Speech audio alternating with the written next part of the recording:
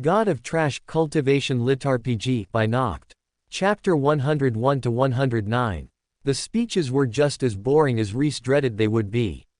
He didn't even need to sleep anymore as a mage, and he still fell asleep a half-dozen times during the ceremonies. Eventually, Bast nudged him awake, and he followed Bast up to the stage to receive second place, which was a silver medal and a small sum of gold. Laurent stood awkwardly beside them to take bronze, refusing to make eye contact with either of them. Whether that was because he'd finally clued onto the Empress's plans, or because he'd figured out Rena's true identity, Rhys didn't know, but it was awkward standing there next to someone he knew would soon be his sworn enemy. At least Laurent had washed his hair and put on a new uniform, so he wasn't rocking the two-tone red-white look, though honestly, Rhys wasn't sure it was an upgrade. He'd been pulling it off, and who didn't like two-tone hair, at the end of the day? Sure, it had been a weird stripe of red horizontally bisecting his head just behind the bangs, which was a weird place to put a chunk of red hair, but it was better than the all-white look. Then again, it did kind of turn Laurent from a tampon into a used one, so. Rhys coughed, suddenly unable to unsee the Empress's whole army as a giant pack of tampons. Her boat looked like a tampon ad in his eyes. Suddenly, all the soldiers standing up stock straight at the rails of the boat. Ah, the eternal struggle of all-white designs. That, and doing anything in an all-white costume was a nightmare. Eating. Nope. Drinking. Better be water. Sitting. Check the chair first, and don't even think about the floor. The only thing worse than an all-white design was a design in white satin. At least most fabrics didn't stain when they got wet, unlike satin, the hellbeast that it was. He still held a grudge against a certain Ruby series and his female friend's obsession with the magical girl from it that wore all white. Why was she shiny white? Why did her dress only look good in satin? Why did the creators of that series hate him on a personal level? All questions he could never discover the answers to. Bast glanced at him, raising a questioning brow behind his mask at Rhys's cough. Rhys waved his hand subtly. It was just him being silly, not a serious cough. The ceremonies concluded, and they were shuffled off the stage for the Tier 3 competitors to take the stage. Evie had taken second place under a swordsman. As for Tier 1, Walter had come in third. Rhys didn't recognize any of the Tier 3 or 1 competitors aside from Evie and Walter, so he clapped politely like everyone else when they took the stage and were handed their medals. There were another few speeches, all by pompous members of the teaching staff at Purple Dawn. One of them even apologized for the schoolmaster not being there, at which Rhys rolled his eyes. Couldn't even see it to the end, that guy. He sure hoped that Purple Dawn's schoolmaster had some grand plan that he was working on this whole time, and that was why he wasn't here, but he was pretty sure the guy was just a coward and didn't want to risk his life even a little bit. It wouldn't be so bad if he'd at least evacuated his school first, but it seemed like Purple Dawn's schoolmaster believed in every man for himself, as much as most mages around here seemed to. Oh, Rhys was sure there would be a last-second evacuation order, and the schoolmaster would turn out to have been innocently on vacation this whole time, unwinding and totally unaware of anything going on back home. What do you mean he wasn't present for the tournament? But he wasn't going to buy it. He'd seen that kind of face-saving bullshit play out a million times back in his home world, and honestly, he was tired of it.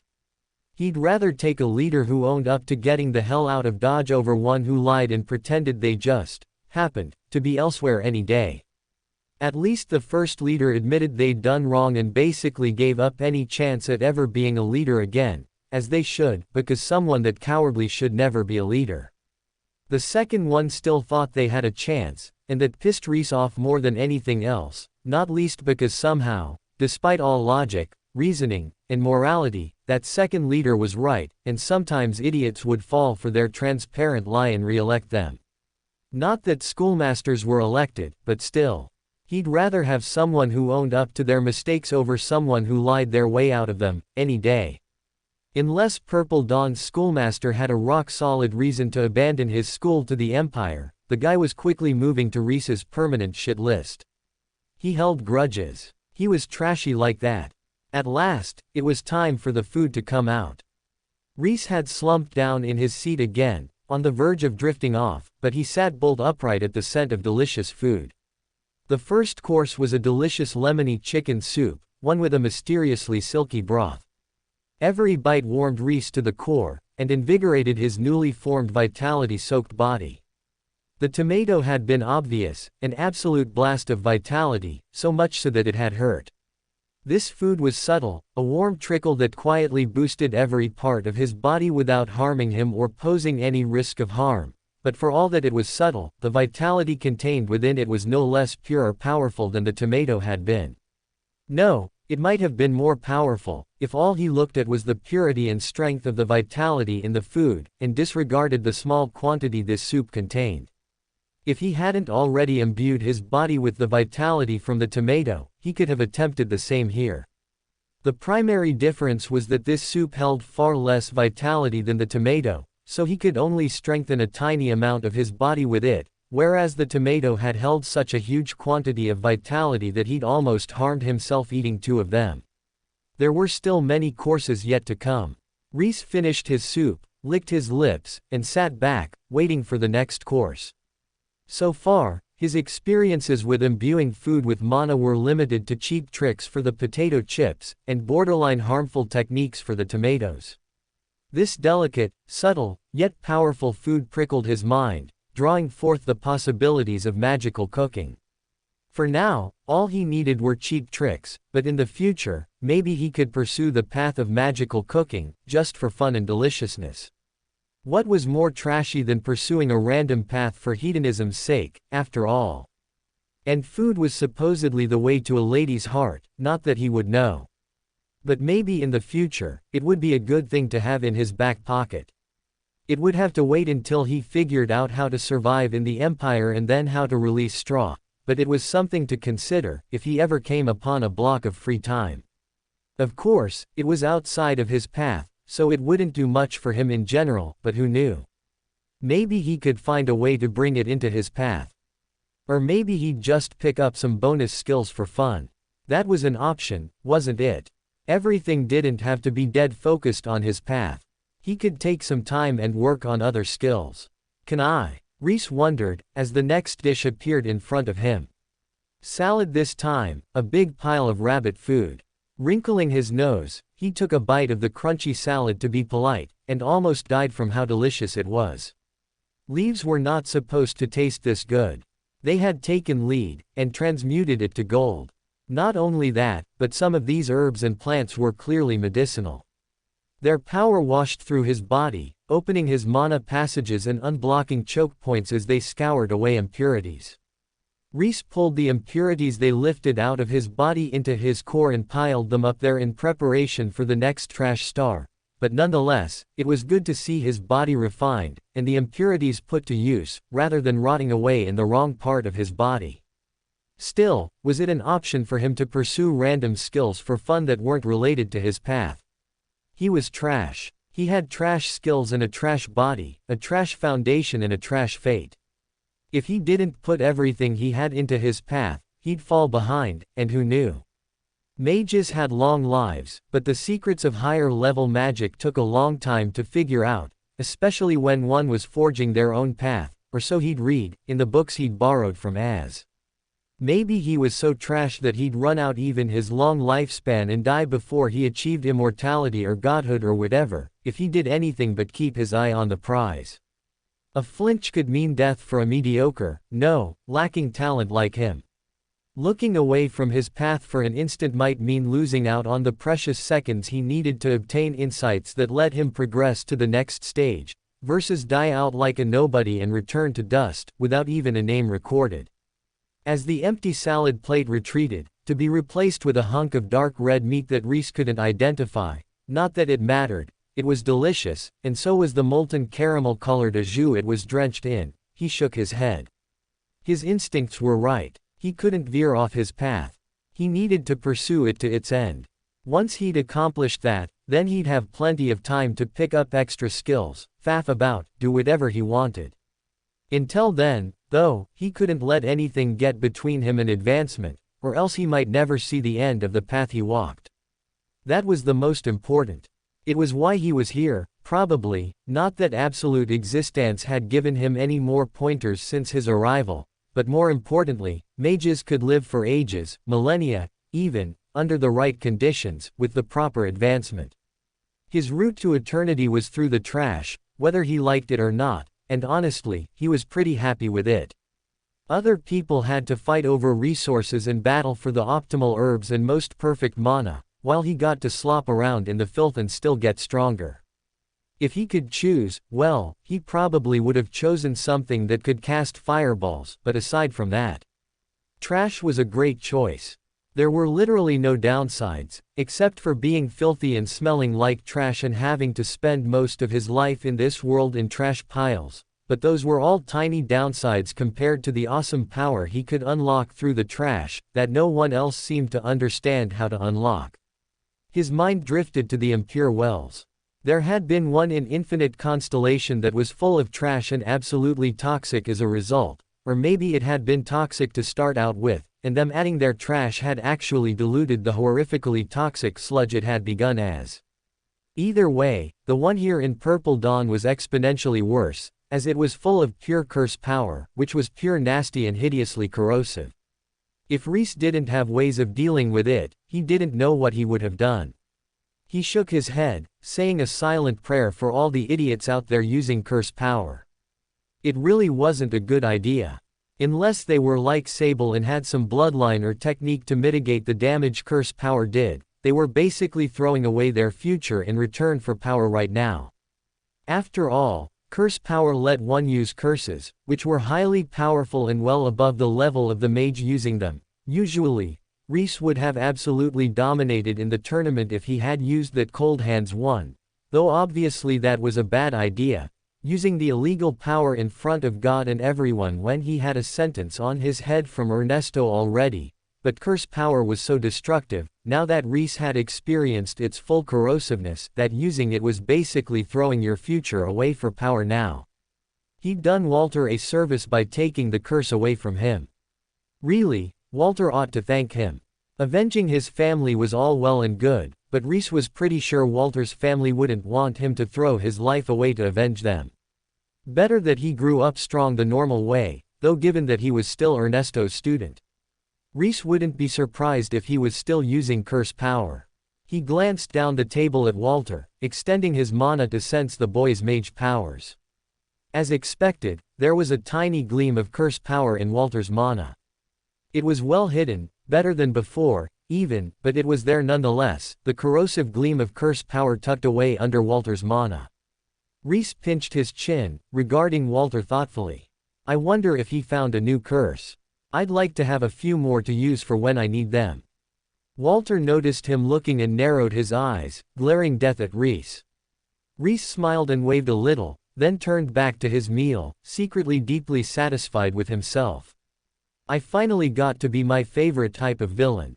There was nothing better than the ice-cold, fake nice villain with the knowing smile and the friendly wave, who wanted nothing but failure for the young, plucky main character. Not that Walter had main character energy, but gods, he loved those kinds of villains more than anything else, except maybe cat girls. And boys. Rhys considered, then shook his head. No, that kind of villain beat out cat boys. Unless they were cat boy femme boys, but that was its own discussion. Of course, he didn't have a grand evil plan for Walter or anything, but it sure was fun pretending like he did. And who knew? Maybe Walter would consider Rhys's plan to repeatedly mug him for curses as a grand evil plan. Then he would truly be the best type of villain, yes, the kind who was just fucking around, but just happened to fuck around in a way that fucked up the main character, not that Walter had main character energy.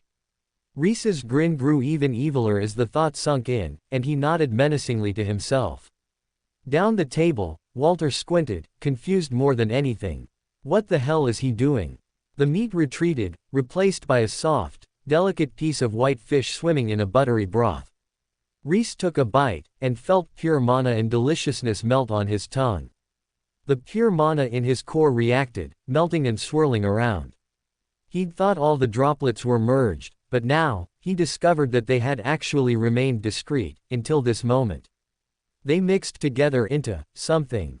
Almost a lake, but not quite. Rhys stared at it, then widened his eyes. He felt as though he'd gotten a glimpse of the next step. Not this step, not the one he was building up to, which was something about filling up his core with those golden droplets, but the one after it. What happened with all the gold after he condensed it into a core? Damn, this meal is amazing, Rhys thought. In all kinds of ways, whether it was flavor, power, or even comprehension and hints of the future of magehood. Impure wells really seemed to attract trash, and he didn't just mean himself. Every single one he'd encountered so far was either filled with trash, or hidden under a trash pile. It wasn't a mind-blowing coincidence, since both impure wells were toxic in their own way, so it made sense to pile trash up in or around them. It was like throwing trash in a swamp or dumping bodies in a bog. It just made sense, at least until people figured out that swamps and bogs were actually valuable ecosystems in of themselves. Still, it was an interesting coincidence that the ones he'd found so far were either treated as their own trash pit, or buried under a trash pit. Something worth noting for later, in case it turned out to be important. Who knew? Maybe it was just a trashy coincidence with no deeper meaning. But given Absolute Existence's question about trash, and the fact that the impure wells appeared around trash heaps or pits, he couldn't help but wonder if the two were related. At last, dessert came out, a fine, delicate cake so light and airy that it seemed to float off the plate. It went down easy, and reinforced all the gains Rhys had made throughout the meal, locking them in so he wouldn't lose them over time and helping his body process them. He sat back, patting his stomach and letting out a sigh of relief. So good. This food put his trashy potato chips to shame. It wasn't even close, not even a little. The fake enlightenment he could give people had nothing on this truly impressive series of buffs. Bast nudged him. Nothing like the orphanage, huh? Rhys cut a glance his way, raising a brow. Nope, nothing at all. It was crazy to think that they'd started out scrapping over moldy bread crusts, and now, they were filling themselves with the finest cuisine in the lap of luxury. Truly mind-boggling. Thanks for picking me, back then. For not holding a grudge, Bast said quietly. Thanks for believing in me, Rhys replied earnestly. They'd just been two kids in the muck. Nothing to make them stand out from anyone else. But now they were the two finalists in the tournament.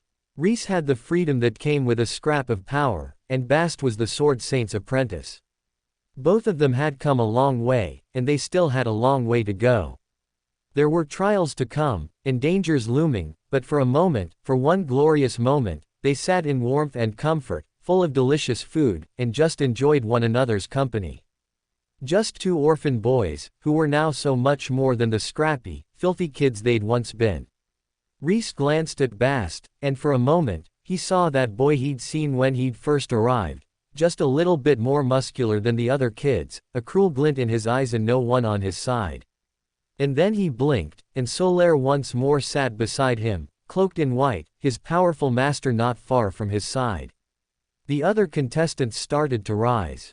Dinner was over, and it was time to enjoy the rest of the festivities outside this room, whether it was the festival or the dances among the other students. Bast nodded, starting to rise. Rhys smiled. He patted Bast's shoulder. Knowing a tiny glimmer of what was to come, of what he would face, and Bast would be protected from, he said, I'll see you later. But no matter what, remember, I'm always on your side. Of course. And the same for me, Bast pledged, and Rhys could tell he meant it. I said it when we were kids, didn't I? I'll follow you to the ends of the earth. That hasn't changed. Then I'll need to grow into a great leader, if I'm going to lead the next Sword Saint, Rhys joked. Bast nodded, dead serious. You'd better, he said, and walked away. Rhys stared after him. He reached out, so startled he tried to stop Bast from leaving. Wait, seriously. I can't actually do that. What kind of earth-shattering general would I have to be able to lead the next Sword Saint? I'm just some trash. Hey, come back. I don't need that pressure. Bast was gone. Rhys lowered his hand and chuckled to himself. Fine. If that was how it was going to be, he accepted the challenge. He'd show Bast. No one was going to underestimate Trash when he was done. Rhys was full, but only of food. He still had plenty of room for mana. That, and in the afterglow from that fantastic, cultivation-boosting meal, he wanted to try another round with the curse power mana transition. His everything had been smoothed, detoxified, strengthened, reinforced, and empowered, and he could still feel some of those subtle and mysterious effects lingering in his body and mana infrastructure. He didn't know that absorbing a bunch of curse power and turning it into hyper-pure mana under the meal's effects would do anything, but it was worth a shot. Better than not trying, anyways. As long as he had bonuses active on his body, why not try to squeeze every last ounce of bonus out of those bonuses? The other kids were wasting it, going to dances or whatever. They should go focus on leveling up their magehood, the same as Rhys. Then again, they probably aren't trash. Other mages had the leeway to seek out useless skills and spend their time hanging out with friends and having fun. Most of them weren't so absolutely locked to working on their skills, techniques, and spells all the time to avoid falling behind, unlike Rhys, who had to work hard or lose out. He walked down the wall of the ravine and down into the depths, where a little hole marked the place the impure well had been filled in. As he descended, he came across a man, picking up the loot from the hidey hole that had previously been hidden in the trash. The man jumped at seeing him, then fumbled out his sword, holding onto the smuggled goods with his other hand. Rhys walked past with a little wave. "Good evening. Don't mind me." The smuggler followed him with his sword, then, seeing Rhys was about to walk off, hid the smuggled stuff into a storage ring and chased after him, sword bared. "I can't let you live, now that you've seen my face." "I saw nothing, but if you touch me, you'll die," Rhys replied, still walking away. The smuggler paused. Their resolve, and consequently their mana, fluctuated, as uncertainty chipped away at their will to fight. They must have been an underling or something, weaker than the real smugglers, because his tier was only 2, the same as Rhys's, and between the two of them, Rhys's mana burned brighter. This man was barely a threat to Rhys. Only with some kind of earth-shaking item or gear could he hope to defeat Rhys. "You saw me in the tournament, right? That was only 1,000th of my true potential." He turned suddenly, facing the man. This close to the impure well, it was easy to draw forth its curse energy, and he fed it into the curse circulating around his core, giving it just enough power to appear, but not fully manifest. Projections of a pair of enormous skeletal hands materialized around him, one hand on either side of him. He smiled at the smuggler as the wind whipped up around him, a dark light playing over his body from the curse power he was using, his eyes in shadow save for the distant gleam of blue mana in their depths. "Out here, where no one will see our battle and no one will ever find your body, would you like to try me?" The smuggler inadvertently backed away a step, then forced himself to freeze. His shaking hands held the sword tight, and a final sort of resolve burned in his eyes. "Or you could leave and pretend you never saw me," Rhys hinted. "I don't care what you're up to out here. Smuggling, grift, whatever, doesn't bother me. I'm not a Purple Dawn student.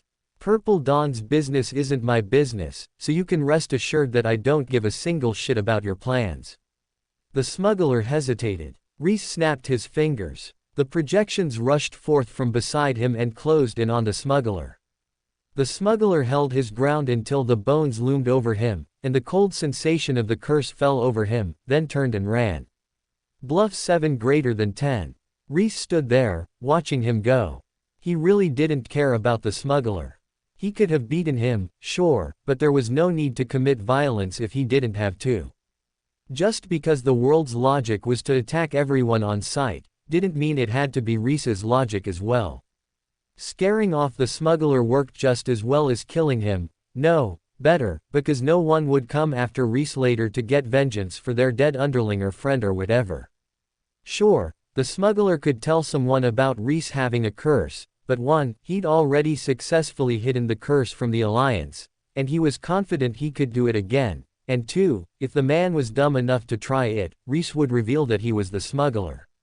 They were comrades, bound by their crimes, and between the two of them, Rhys was confident he could hide his away. Was the smuggler so confident? He doubted it. With the smuggler taken care of, he descended to the depths of the ravine. The floor had sunken considerably as he'd sucked in the curse power, leaving the floor about 6 feet below ground level. Rhys hopped in. The muddy earth splashed around him as he landed, and curse power instantly welled up and filled his body. Rhys took a deep breath, sucking it in deeper, all the way into his core. It was time to begin the process once more. This time, he knew what he was getting into, so he pulled out some tomato seeds ahead of time and held them in his palm. He might as well grow a few more vital tomatoes while he was at it. They invigorated him on their own, but they were also the key component in his very important, no, essential task of making ketchup for his potato fries. A bit curious about what he could grow with this technique, he drew out some potato buds and held them loosely in his other hand. Vitality ketchup on vitality fries. It sounded like a fantastic combination to him. So what if it was a bit of an overload? That was the whole point. Junk food was about excess. Eating to excess, fat to excess, salt to excess, sugar to excess. If he wasn't going too far, he wasn't going far enough. That was just how junk food worked. Once more, he pulled curse power into himself and condensed it into super lumps of curse power in his core. Just as he had the first time, he added impurity after impurity to his core. Unlike the first time, his core was now half full of the dense mana. There was less room for the impurities in his core. He filled up every ounce of space with the impurities, then paused, a bit lost. He couldn't push beyond his limits like this, but he also couldn't use this new mana yet. He needed to burn as much curse power as he had the first time in order to finish filling his core, plus a little to make up for the droplets he'd gotten outside of this impure well, but there was no way to fit any more impurities in his core. Who says they have to be in my core? Rhys kept condensing impurities, but pushed them into his mana passages. When his passages filled up to the point he could barely circulate mana, he started shoving the condensed impurities into his body, in his muscles and in the gaps around his organs. He'd lose some of the power strengthening his body, but then, was something that strengthened his body really a loss? It sounded like a gain to him. More and more curse power flowed into his body, until he struggled to draw more energy. The floor had sunken considerably by now, and he now stood 10, maybe 15 feet below the floor level. It almost felt like this layer of mud was floating on the impurities, and by sucking out the impurities, he was lowering the mud raft. By now, it could go no further, which either meant there was nothing more, or that he had to dig down to find whatever remained at the bottom. No, there was definitely more curse power.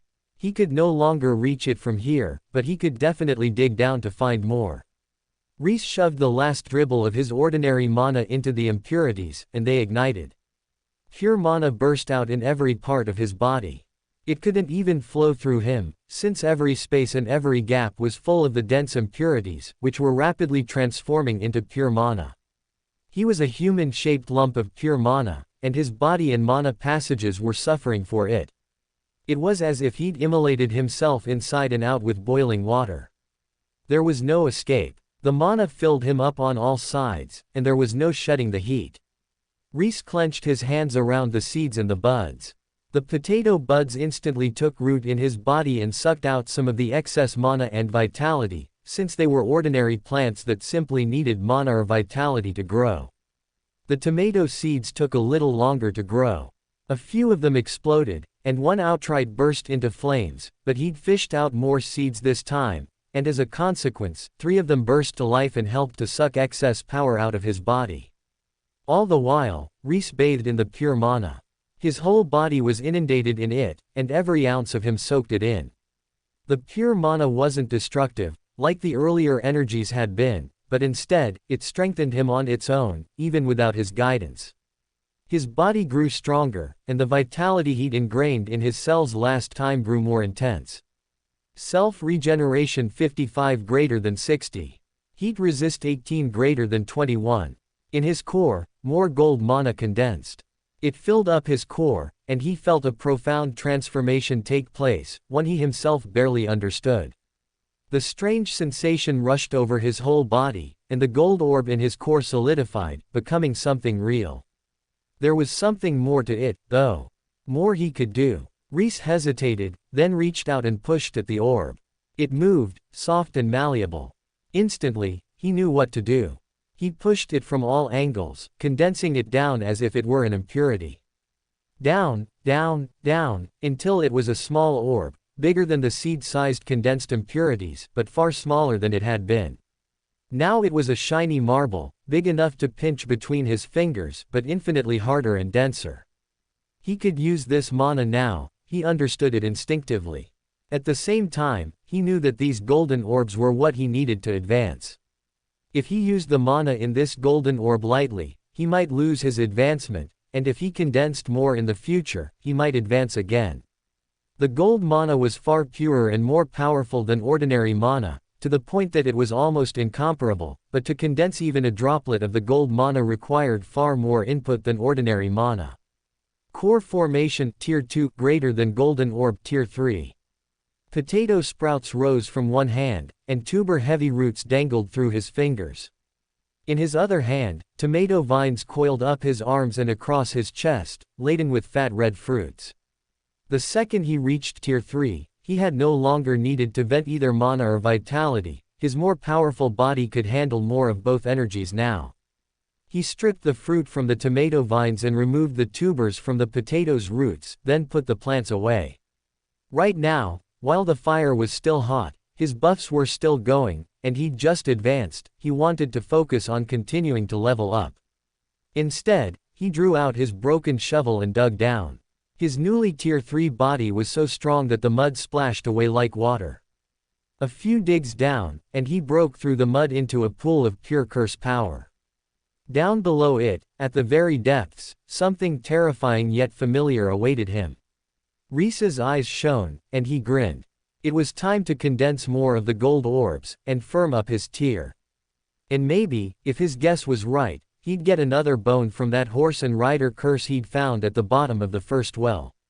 He couldn't use it with one bone, not really, but with two. More. Who knew what he could accomplish? He took a deep breath, and jumped into the hole. Rhys plunged into the curse power.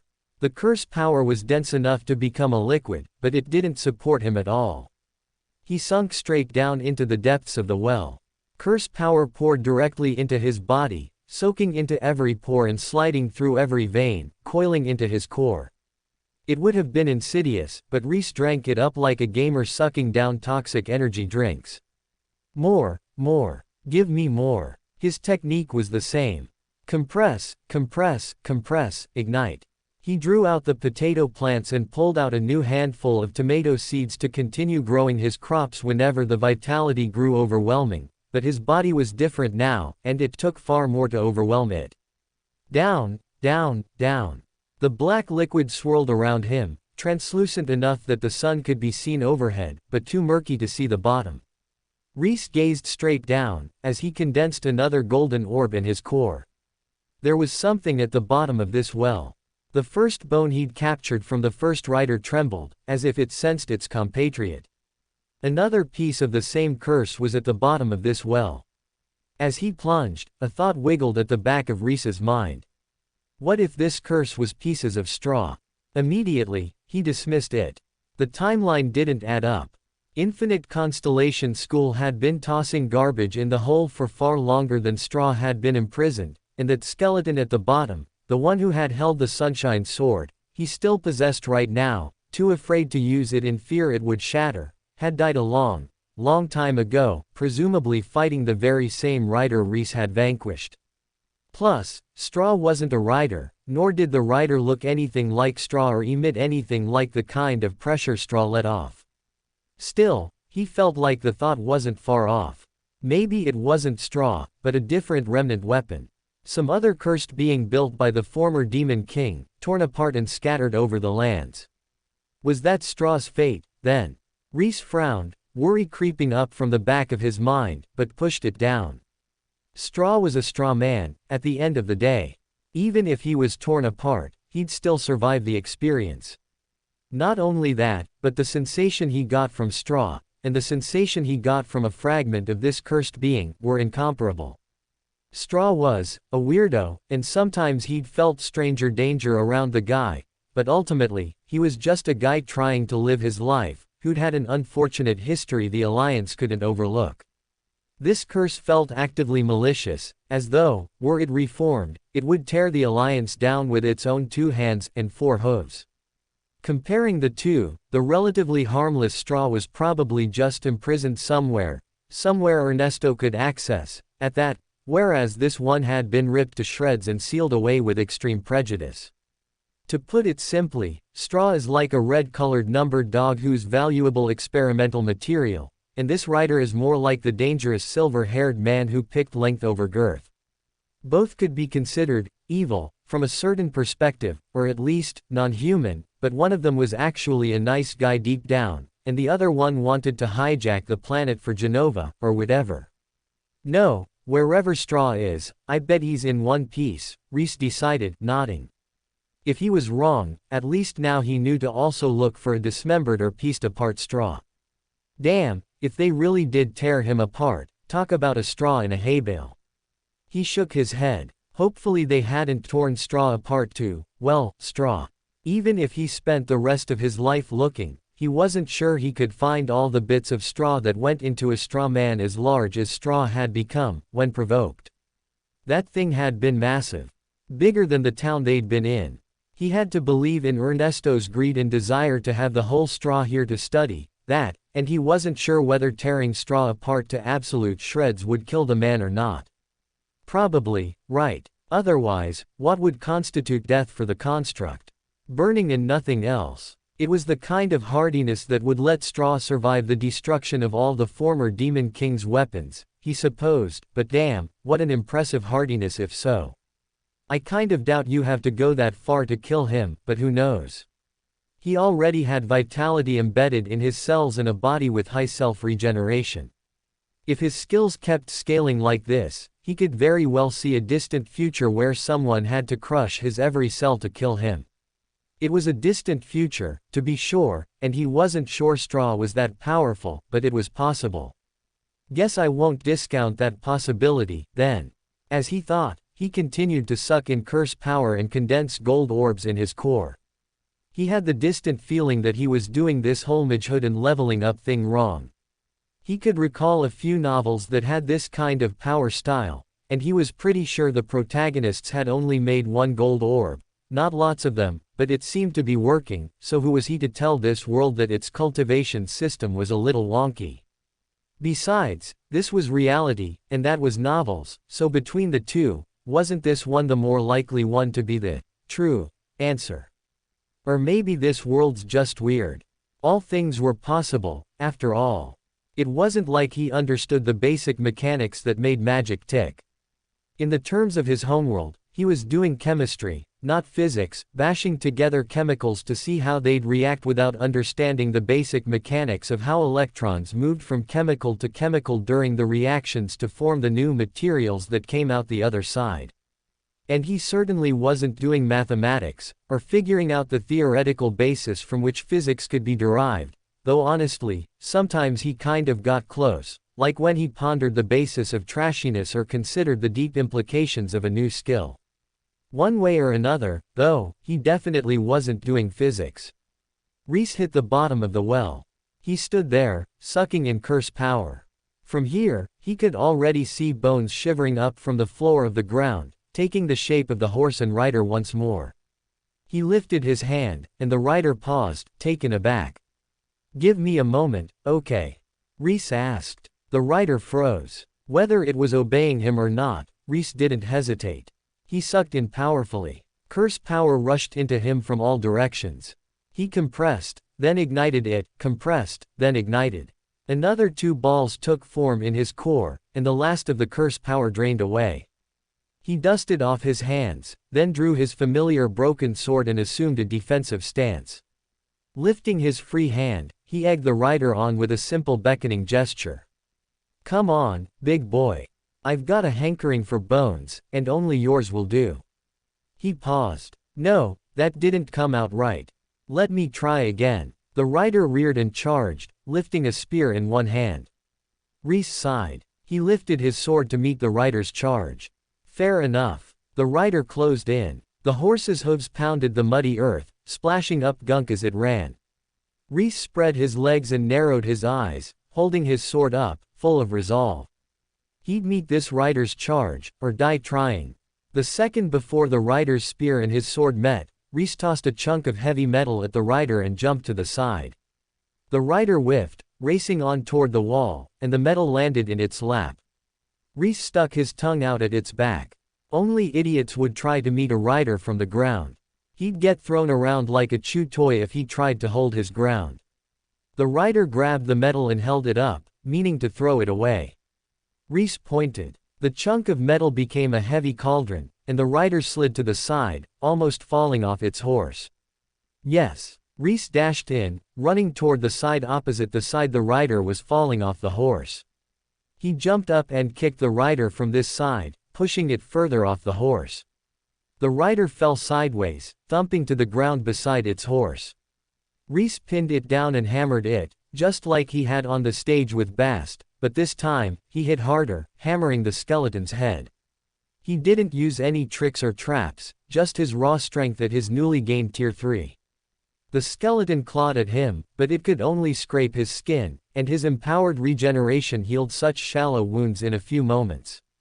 Rhys kept hammering, until his knuckles started to ache and bleed. Those wounds didn't heal immediately, too large and deep to close in a moment. The skeleton cracked, but didn't break. The horse paced nearby, worried for its rider. It half-reared as if to kick or stop Rhys, but fell back, afraid it would also hit the rider. Rhys summoned the heaviest item from his storage ring, a block of stone that had been chipped off a cornerstone, and lifted it over his head. Activating Trash Intent, he slammed it down on the rider's head, letting the weight of the cornerstone hammer into its skull. The skull cracked open. The light left the rider's eyes, and it died. Oh, well, that was easy, Rhys commented, deactivating Trash Intent. He frowned. The skeleton was dead, but it wasn't melting away yet. Why not? Wasn't that all it had taken to kill it last time? A rush of white from the corner of his eye. Rhys collapsed, falling flat, and barely dodged the horse's hoof as it rushed by his head. The horse pounded over him, racing away over the muddy earth. It turned about, snorting in displeasure. Smoke coiled up from its nostrils as bright flames glowed in its eye sockets. You too, huh? Rhys asked, pushing himself to his feet. He strode forward, pulling out his sword again to point it toward the horse. The horse lowered its head. Snorting again, it charged. Mud flew, splattering its bony legs. It closed in on Rhys. Rhys threw out a dozen small objects from his storage ring, activating them at the last second. Stiff, sharp metal and sharp rocky implements materialized over the ground. It was remarkably easy to activate his Trash Intent over the group of objects, where previously he'd struggled to activate it on 2, a clear mark of his progression in power. The horse dug in its hooves, struggling to stop before it collided with the objects. While it was still fighting to stop, Rhys dashed in, racing over the dropped objects with Trash Step. The horse jerked back, but it was too late. Rhys slashed, severing its relatively thin spine with his Trash Intent sword. The horse's long neck and heavy skull crashed to the ground. This time, the rider and the horse both melted away. A single bone remained, half sunken into the mud. He stepped forward, picking up the bone, and it instantly melted into his hand and reappeared in his core, next to the first bone he'd found. Rhys grinned. One step closer to whatever curse this was. A mount, probably, or maybe the ability to summon the horse and rider both. Either way, he was excited to see what came next. He looked around, hopeful. There'd been a secret room at the back of the previous well, hiding a skeletal warrior and his sunshine blade. Was this one the same? No cracks in the wall jumped out to him. Rhys frowned, furrowing his brows. He walked around the entire space, running his hand over the wall of the chamber. Like the first, the bottom of this well was larger than the top, with an elliptical chamber easily as large as a high school's lunchroom. Unlike the first, he found no break in the wall, no hidden chamber housing secret skeletons or awesome but fragile swords. Huh. Guess that wasn't a common point across all wells. Rhys shrugged to himself. He'd only seen 2 wells so far, so it wasn't a surprise that some things would be different between them. It wasn't like he knew everything about the wells, after all. Abruptly, the ground lurched under his feet. Rhys swayed where he stood, then looked up. An earthquake. A clump of earth dropped toward him. He jumped back and barely dodged it before it slammed into the ground in front of him. The ground kept shaking, and more lumps fell off the walls overhead, crashing down toward Rhys. Rhys widened his eyes. Pushing off the ground, he jumped up, hopping from wall to wall. The well continued to shake, and more earth fell down toward him. 3 jumps up, and he couldn't jump anymore. There was too much earth. He could only crawl up, jabbing his hand into the earthen wall to make a hold, then pull himself up again, as clods of earth and stone crashed against his head and shoulders. At last, sunlight loomed, flickering through the muddy lumps. He hauled himself out, only to find himself staring at a dark sky and a cold silver moon. Fire burned bright in the forest all around him, and beyond it, purple dawn was immolated, soaked in intense flame. A fleet of white warships, counter to the moon, followed one as black as the night overhead. A barked order echoed over the crackling flames, and fire as bright as the sun burst from their thousands of cannons. Lead, lit with brilliant magic, pounded into the walls of the fortress, sparking off blasts of blue as they hammered into the barriers around the academy. Rhys stared, still half sunk in the well as it fell apart all around him. It had begun. End Book 2. The battle was as swift as it was decisive. In a mere night, the Empress overwhelmed the academy and flattened everything within. Although it sounded as if she bowled over the academy and showed off her military might, it wasn't much of a fight, truth be told. The Sword Saint had been summoned to the border, and the rest of the faculty, powerful mages, and even promising apprentices had beaten a measured retreat not long after the banquet, leaving a husk of a city behind. History would mark it as the beginning of the Empire's invasion, but aside from that, there wasn't much to say about it. There were no heroes, no bold final stands, no ferocious battles with life and death on the line. The Empire hammered the city from afar, then swept in afterwards to collect the refuse. And it was refuse that remained. The unprivileged, the weaker mages, those without connections or backing, and the flotsam of a dozen small schools who hadn't gotten the notice to retreat in time, that was what was left. The sacrificial lambs, too weak to protest their own fate, were swept up by the Empire's wave and dragged out to sea to die. They would be forgotten, not but the nameless victims of a faceless war, their names wiped out from history, no more than a footnote's worth of statistic. Those who survived, for some did survive, were dragged before the Empress. Forced to their knees. Faces pressed against the battle-stained deck of her warship. And, one at a time, the Empress harvested them, reaping the cores out of their body like ripe fruits from the vine, storing them in the raging heart of her warship, in the depths of her vault, or gifting them to her most loyal soldiers. The remains, now doubly refuse, were thrown into the mines. They no longer had cores, but they still possessed their powerful, resilient mage bodies. Compared to true mages with cores, they were nothing, but compared to civilians, they were a powerful labor force, where one mage could perform the work of 10 mortal laborers, 100, if their tier had been high enough, and they'd invested enough into reforging their body. At the Empress's side stood her trusted lieutenants and one young man, who had only just recently taken 3rd place in the tournament. One after another, he watched as the mages he had battled against days earlier were forced to their knees and divested of their cores. No expression showed on his face. His uniform was neat, and his hair was perfectly tied back. There was no hesitation in his body, not an ounce, and why would there be? This was the way the world should be. Righteousness was being reasserted, the wild savages brought into civilization. There was no reason to hesitate, when there wasn't a single shadow on his spotless conscience, when he was the force of good, the power of light, fighting back this primitive shadow. Thump. Another mage, driven to their knees. But for the first time, the young man's expression shifted. He almost made to take a step forward, then halted, visibly restraining himself. The Empress paused. She looked at her young protégé, a ghost of interest on her face. "You know this one, ma'am. He was a worthy contestant in the tournament." Laurent barked, snapping a salute. Is that so? Worthy of becoming one of my soldiers? The Empress asked. She reached down and gripped the mage's chin, lifting his head. A passable face stared back, a bland smile on its lips. In my unworthy opinion, yes, ma'am. She turned to the mage. What do you say? This is a rare opportunity, and shouldn't be taken lightly. I won't give you a second chance. Rhys let out a dry laugh.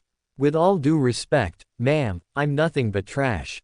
Rhys wasn't particularly loyal to his school, or the Alliance. What he was loyal to, was his freedom. Looking around him, at the white-coated white-haired soldiers who were given their corps by the Empress, who lived only to serve the Empress, he saw no freedom. He could remain a mage, but he would lose his soul, and that was a price he was unwilling to pay. There was no fleeing. The Empress's aura hammered down on him, pinning him in place. She might as well have been a god, and him, an ant. If he twitched, if he breathed, if he thought, he would die. He could defeat Laurent, maybe fight off one or two of her soldiers, and then he would die, meaninglessly, without having accomplished anything. No, he had a plan. A desperate, insane plan, but a plan nonetheless. His path was trash. If he wanted to walk it, then he had to embody it. If he died here, if he lost everything, then he simply wasn't worthy of magehood from the beginning, and he would have never made it to the top from the start. His eyes were resolute. He had chosen his route. He would see it to the end. Laurent stiffened. How dare you? The Empress offered you a gift, and you throw it aside. You should be honored. You should. The Empress lifted her hand. Laurent instantly fell silent. She stepped back, gesturing for Laurent to step forward. He did without hesitation, hiding his confusion. Remove his core, she ordered. Ma'am, Laurent asked, looking at her. A bolt of mana passed from the Empress to Laurent, and he stiffened, standing even more bolt upright than he had before. Remove it. Do it yourself. Laurent froze. Whether it was hesitation or confusion, loss or some internal moral struggle, it was impossible to say. After a single heartbeat, no, not even that, he stepped forward. It is my honor. I can remove a core painlessly, but it takes some time for those I delegate power to accomplish the same finesse. The Empress crossed her arms. There wasn't a cruel light in her eyes, like Rhys had hoped to see. Instead, he saw worse. Or rather, he saw nothing. He wasn't reflected in her eyes at all. He was a bug, an animal. He wasn't being punished. He was being trained. Laurent knelt. He put a hand to Rhys's chest. This is your last chance. I will still remove your core, but you can throw yourself at the Empress's feet. Beg forgiveness and pledge your loyalty. You'll live comfortably, more comfortably than you did at a no-name school, and PTEW. A glob of spit splattered over Laurent's face. Rhys bared his teeth at him in almost a smile.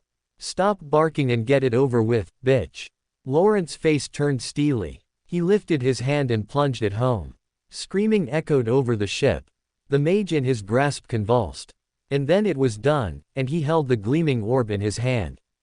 Oh, Tier 3. How wonderful. Indeed, he was commendable, to reach Tier 3 so soon after the tournament, the Empress commented, taking the orb from Laurent. Laurent stood there, staring. The lower-ranked soldiers dragged the unconscious body away, and still he stared, not at the figure or at the ground, but at his hands. For the first time, there was a mark on his perfectly clear conscience. And that was it. Just another number in a statistic, and that mage vanished into the mines, never to be heard of again.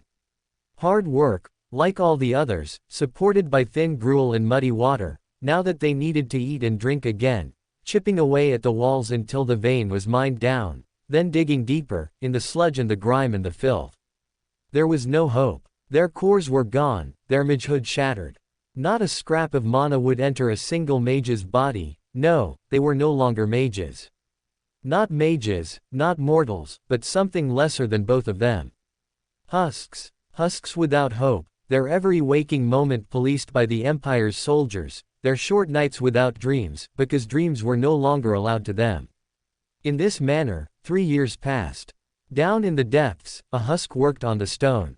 Flakes came off the vein and landed on the ground, where they'd need to be collected later.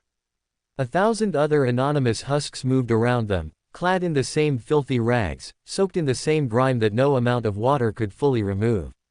They were gray people, dressed in gray, their skin gray from lack of sun and the ever-persistent rock dust, their hair gray, their hearts gray. No one had a name anymore, except for prisoner, and none of them were happy to hear it. Their fate had been cut off, their future washed away. Nothing remained, except for this husk. A smile spread over his lips as he chipped away at the wall, manic, on the verge of breaking, his eyes wide. Every motion hurt, every second of his existence was pain. And yet he worked on, always grinning, even as he sunk deeper in the filth of the mine. Not an inch of skin was visible under the layers of caked-on dirt. Not a single hair retained its original color.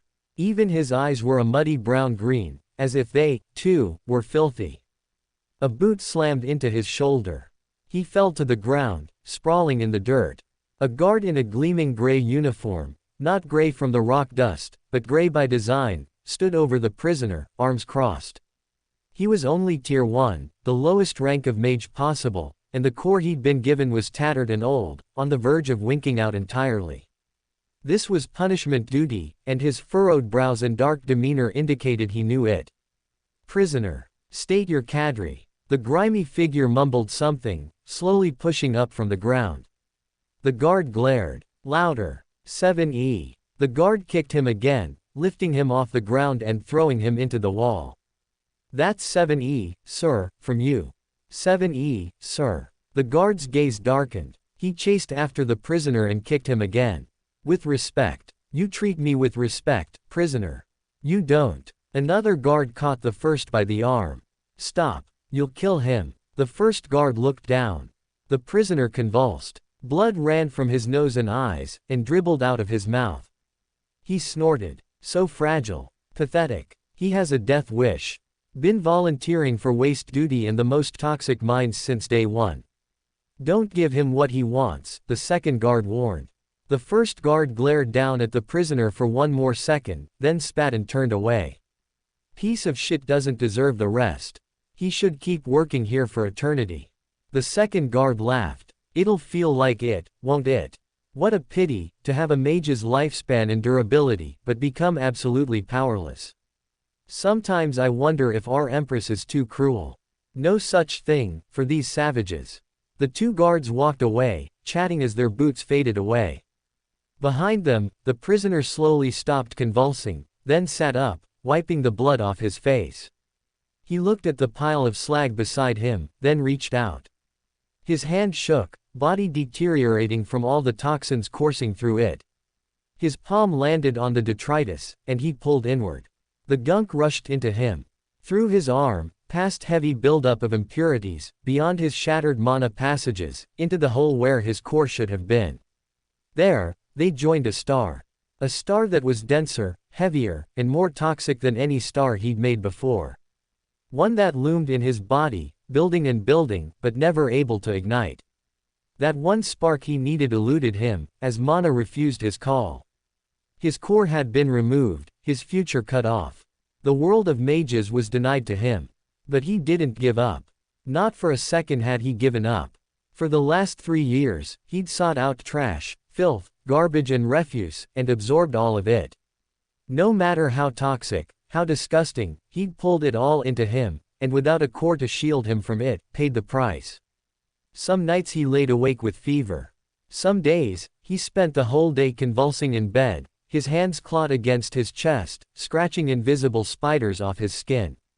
Some days, he staggered around with no energy, skin as pale as the grave, vomiting up everything inside of him.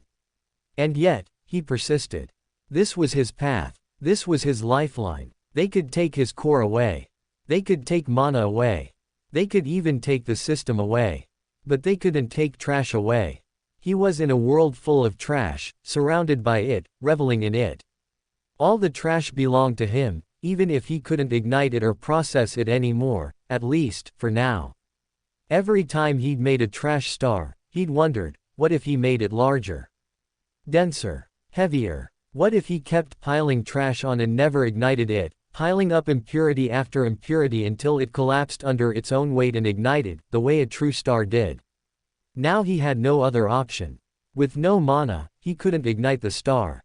With no core, he couldn't properly contain the trash.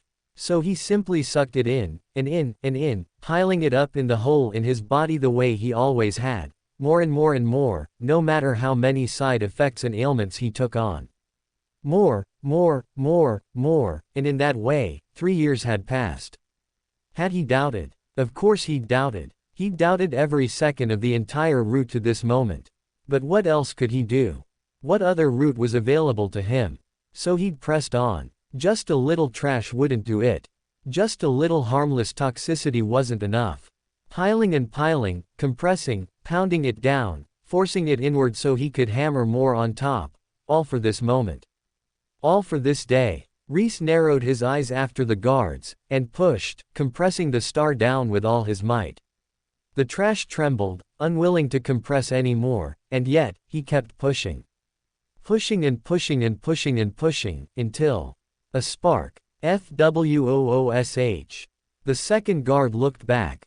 What was that sound? What sound? The first guard asked. That, boom, or whatever, the second guard said. Silence. You heard it too, right? The second guard turned, looking at his compatriot. Nothing stood there. Nothing but a suddenly dark, suddenly deep shadow. Biller. The second guard wondered, looking around. A gray hand wrapped around his mouth. He screamed, but too late. The hand muffled his scream, then pulled him backward, into the shadow. There was a crunch, and then silence. Rhys loomed out of the shadow. His body crackled with power. Impurities burned away within his entire body, strengthening him, but also casting a bright red glow on the inside of his skin. The trash star burned at a low, steady rate, so that only a translucent, almost invisible smoke rose off of him. Except for the stench of burning trash, he might have been an ordinary mage. He cracked his knuckles, and lifted his eyes upward, out of the mine, to the camp where they kept the prisoners. It was time to overthrow these pitiful heavens. Rhys pressed a hand on each body, filling them with mana or whatever filthy energy his trash generated, then sat back to wait. There would be rats for the bodies, he knew it. He'd seen it happen often enough, the rats swarming the bodies of deceased prisoners. They ate no better than the prisoners, no, worse, because they got the scraps the prisoners left behind. The beasts were starving, and fresh meat was fresh meat. They came, slowly, quietly. First one rat, darting out of the darkness to nibble at the guard's ear. Then another, this one bold enough to try the eyes.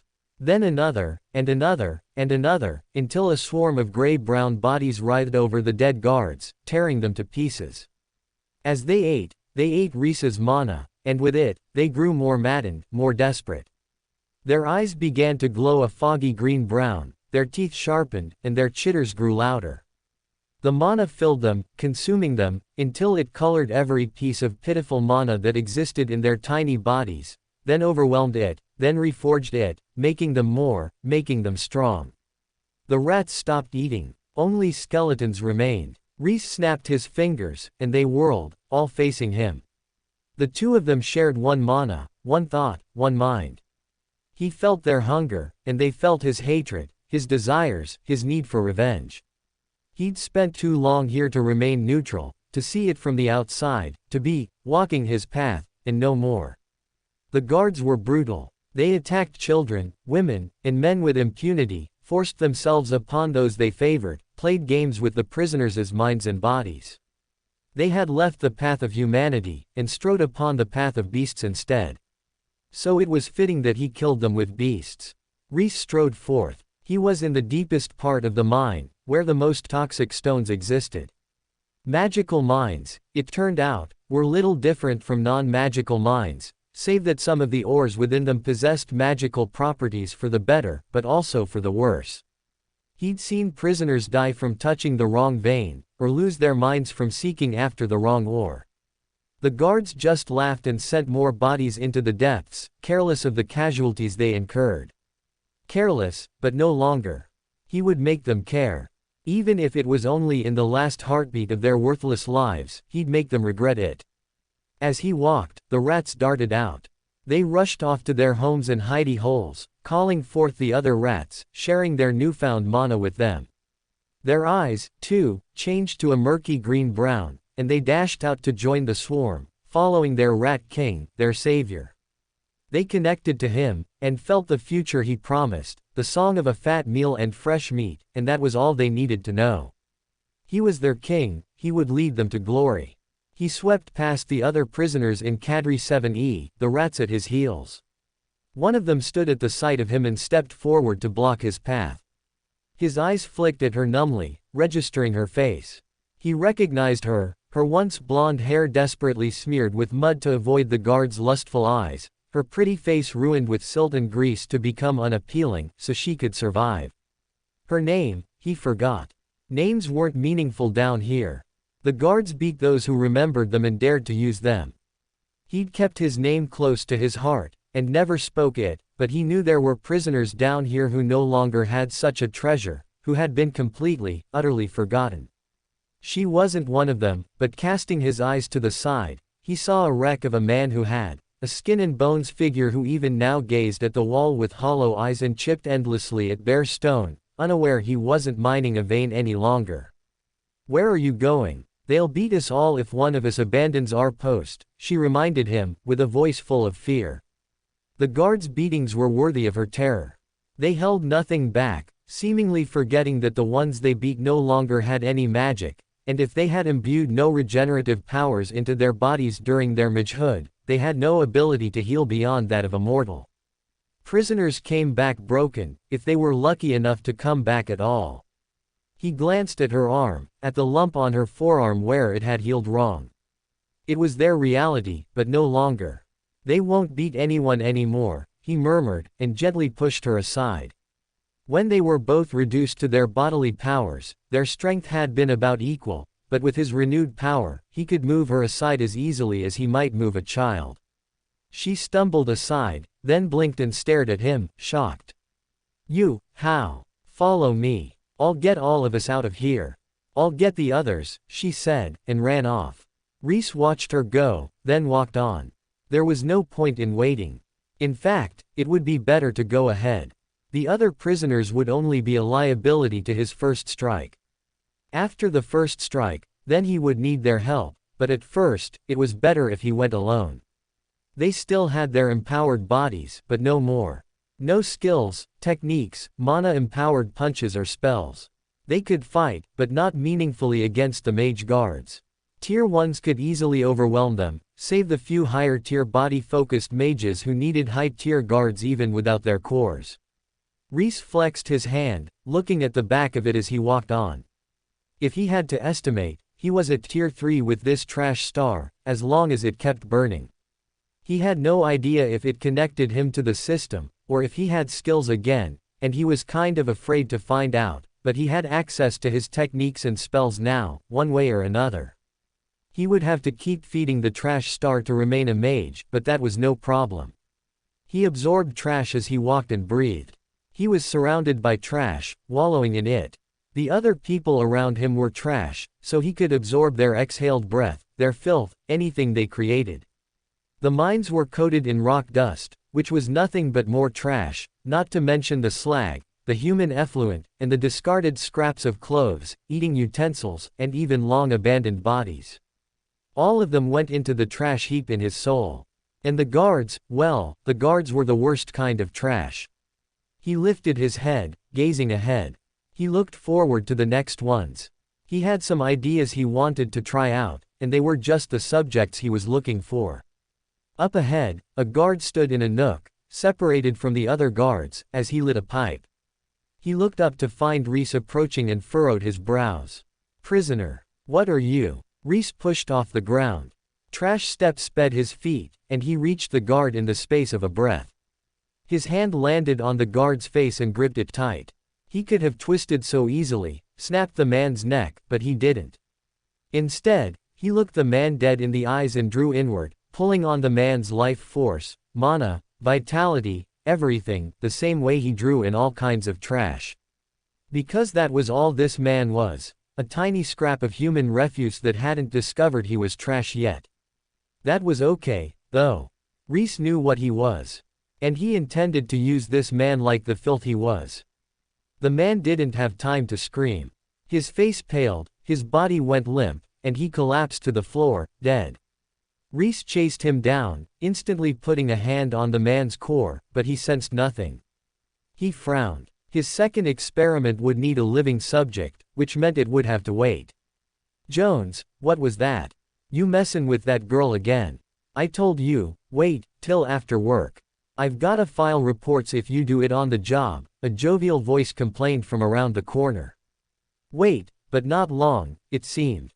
Rhys gestured. The rats swarmed and devoured the body, bones and all, in a heartbeat. He flicked his wrist, and they melted away, vanishing into 1,000 tiny crevices and shadows. Rhys pressed himself up against the nook, turning slightly away and cupping his hand to his face just like Jones had done. They were about the same height, about the same weight. He wouldn't pass for Jones for longer than a second. A second was all he needed. The guard stepped around the corner, out of sight of anyone on the other side, and Rhys yanked him into the nook. The guard struggled, instantly trying to shout, but Rhys pressed his hand over the man's mouth and smothered his voice before he could get anything out. It was almost comical, the ease with which he pinned this man down and kept him from shouting, when these guards had lorded it over them for years, beating down dozens of them with ease, but now he had mana, or a facsimile of it, and his Tier 3 cultivation had returned. Between a Tier 1 and a mana less mortal, the winner was obvious. Between a Tier 1 and a Tier 3, the winner was equally obvious. Just like with the previous guard, he drew the man's energies into himself, but unlike the first one, he paused seconds before he killed the man. He eyed him, engraving into his mind that this man was trash, nothing but filth. It wasn't a hard task. He only had to bring to mind the horrors he'd seen over the last 3 years, and the man became a worm before his eyes. In that worm, though, was a bright spot of mana. A core, that the Empress had deigned to give this shitstain of a living being, not of a human, because this thing could not be called human. His eyes narrowed. He plunged his hand into the man's guts and reached for that ephemeral spot of light. The man pitched against his hold. He felt wet heat press against his palm as the man vomited blood, then began to shudder into death. He dragged out the core, only to find his hand empty. Just like the first, the core had died with the man. Rhys twisted his lips. It seemed the Empress's signature technique wouldn't be replicated so easily. Then again, if it was easy, wouldn't everyone go around trying to rip out everyone else's cores? It made sense that it was hard, because otherwise, battles would completely revolve around core ripping and involve no actual combat. On another day, he might have found the image of mages revolving around one another, hands bared, each trying to pat the other's stomach amusing, but not today. There was too much darkness in his heart today. In any case, he'd confirmed one thing: cores weren't purely physical organs. Or rather, they weren't physical things at all. They were something else. Some kind of spiritual or energy form, simplified by the limits of human understanding into an organ, when in reality, they seemed to exist on another plane, or exist in a purely intangible format. Ripping out other people's cores was about more than a quick jab and a deft hand.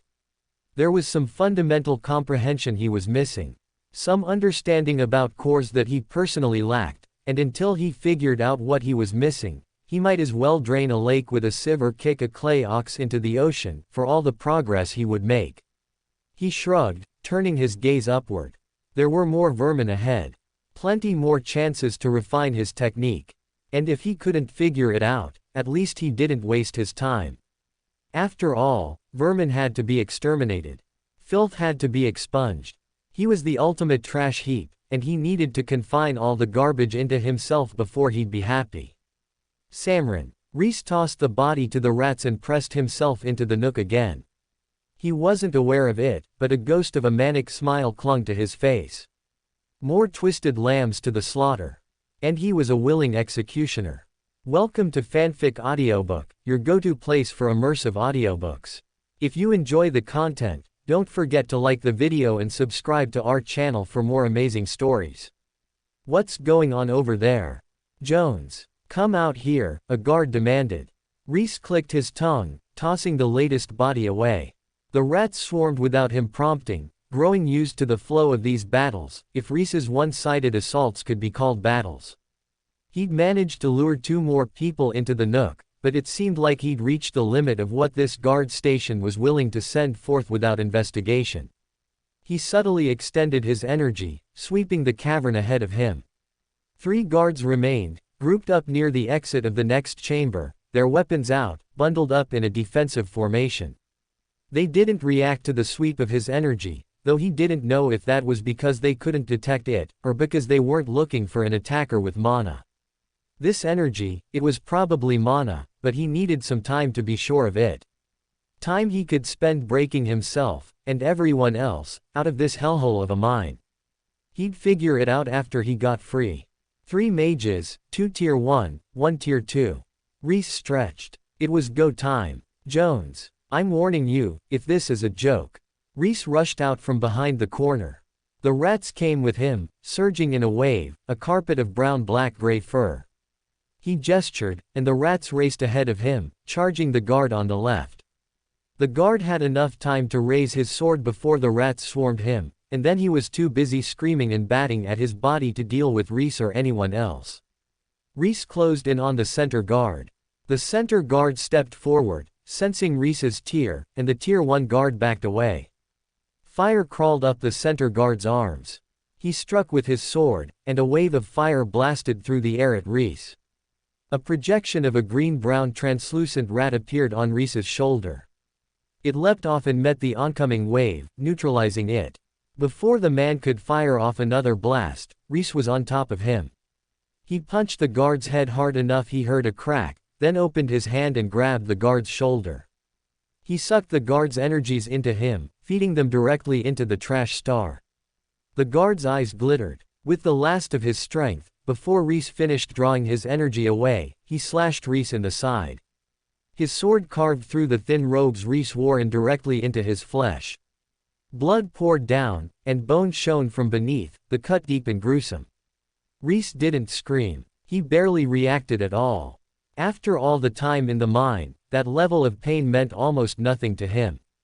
He simply drew the man's energy in more powerfully, fueling it into his vitality instead.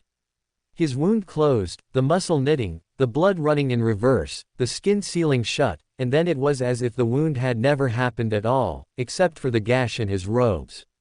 The guard stared, wide-eyed. The last thing he saw before he died was Rhys reach out to his robes and seal the gash in his clothes shut.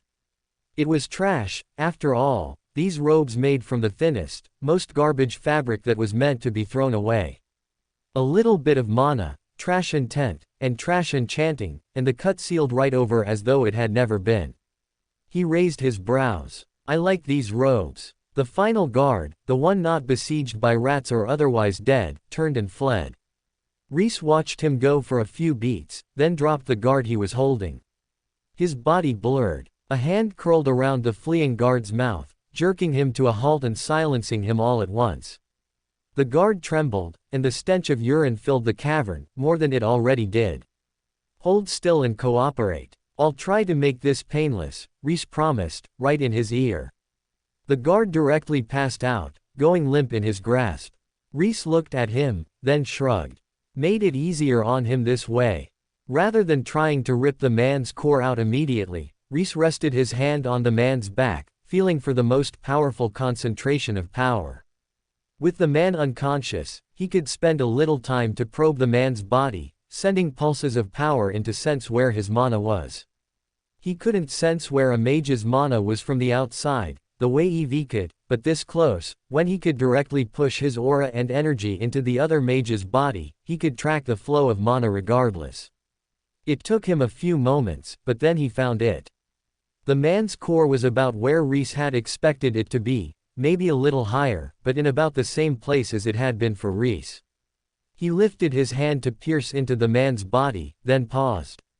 The core wasn't a physical object, or at least, not a fully physical object. If he killed this man or even disrupted his mana passages too much, the man's core would vanish.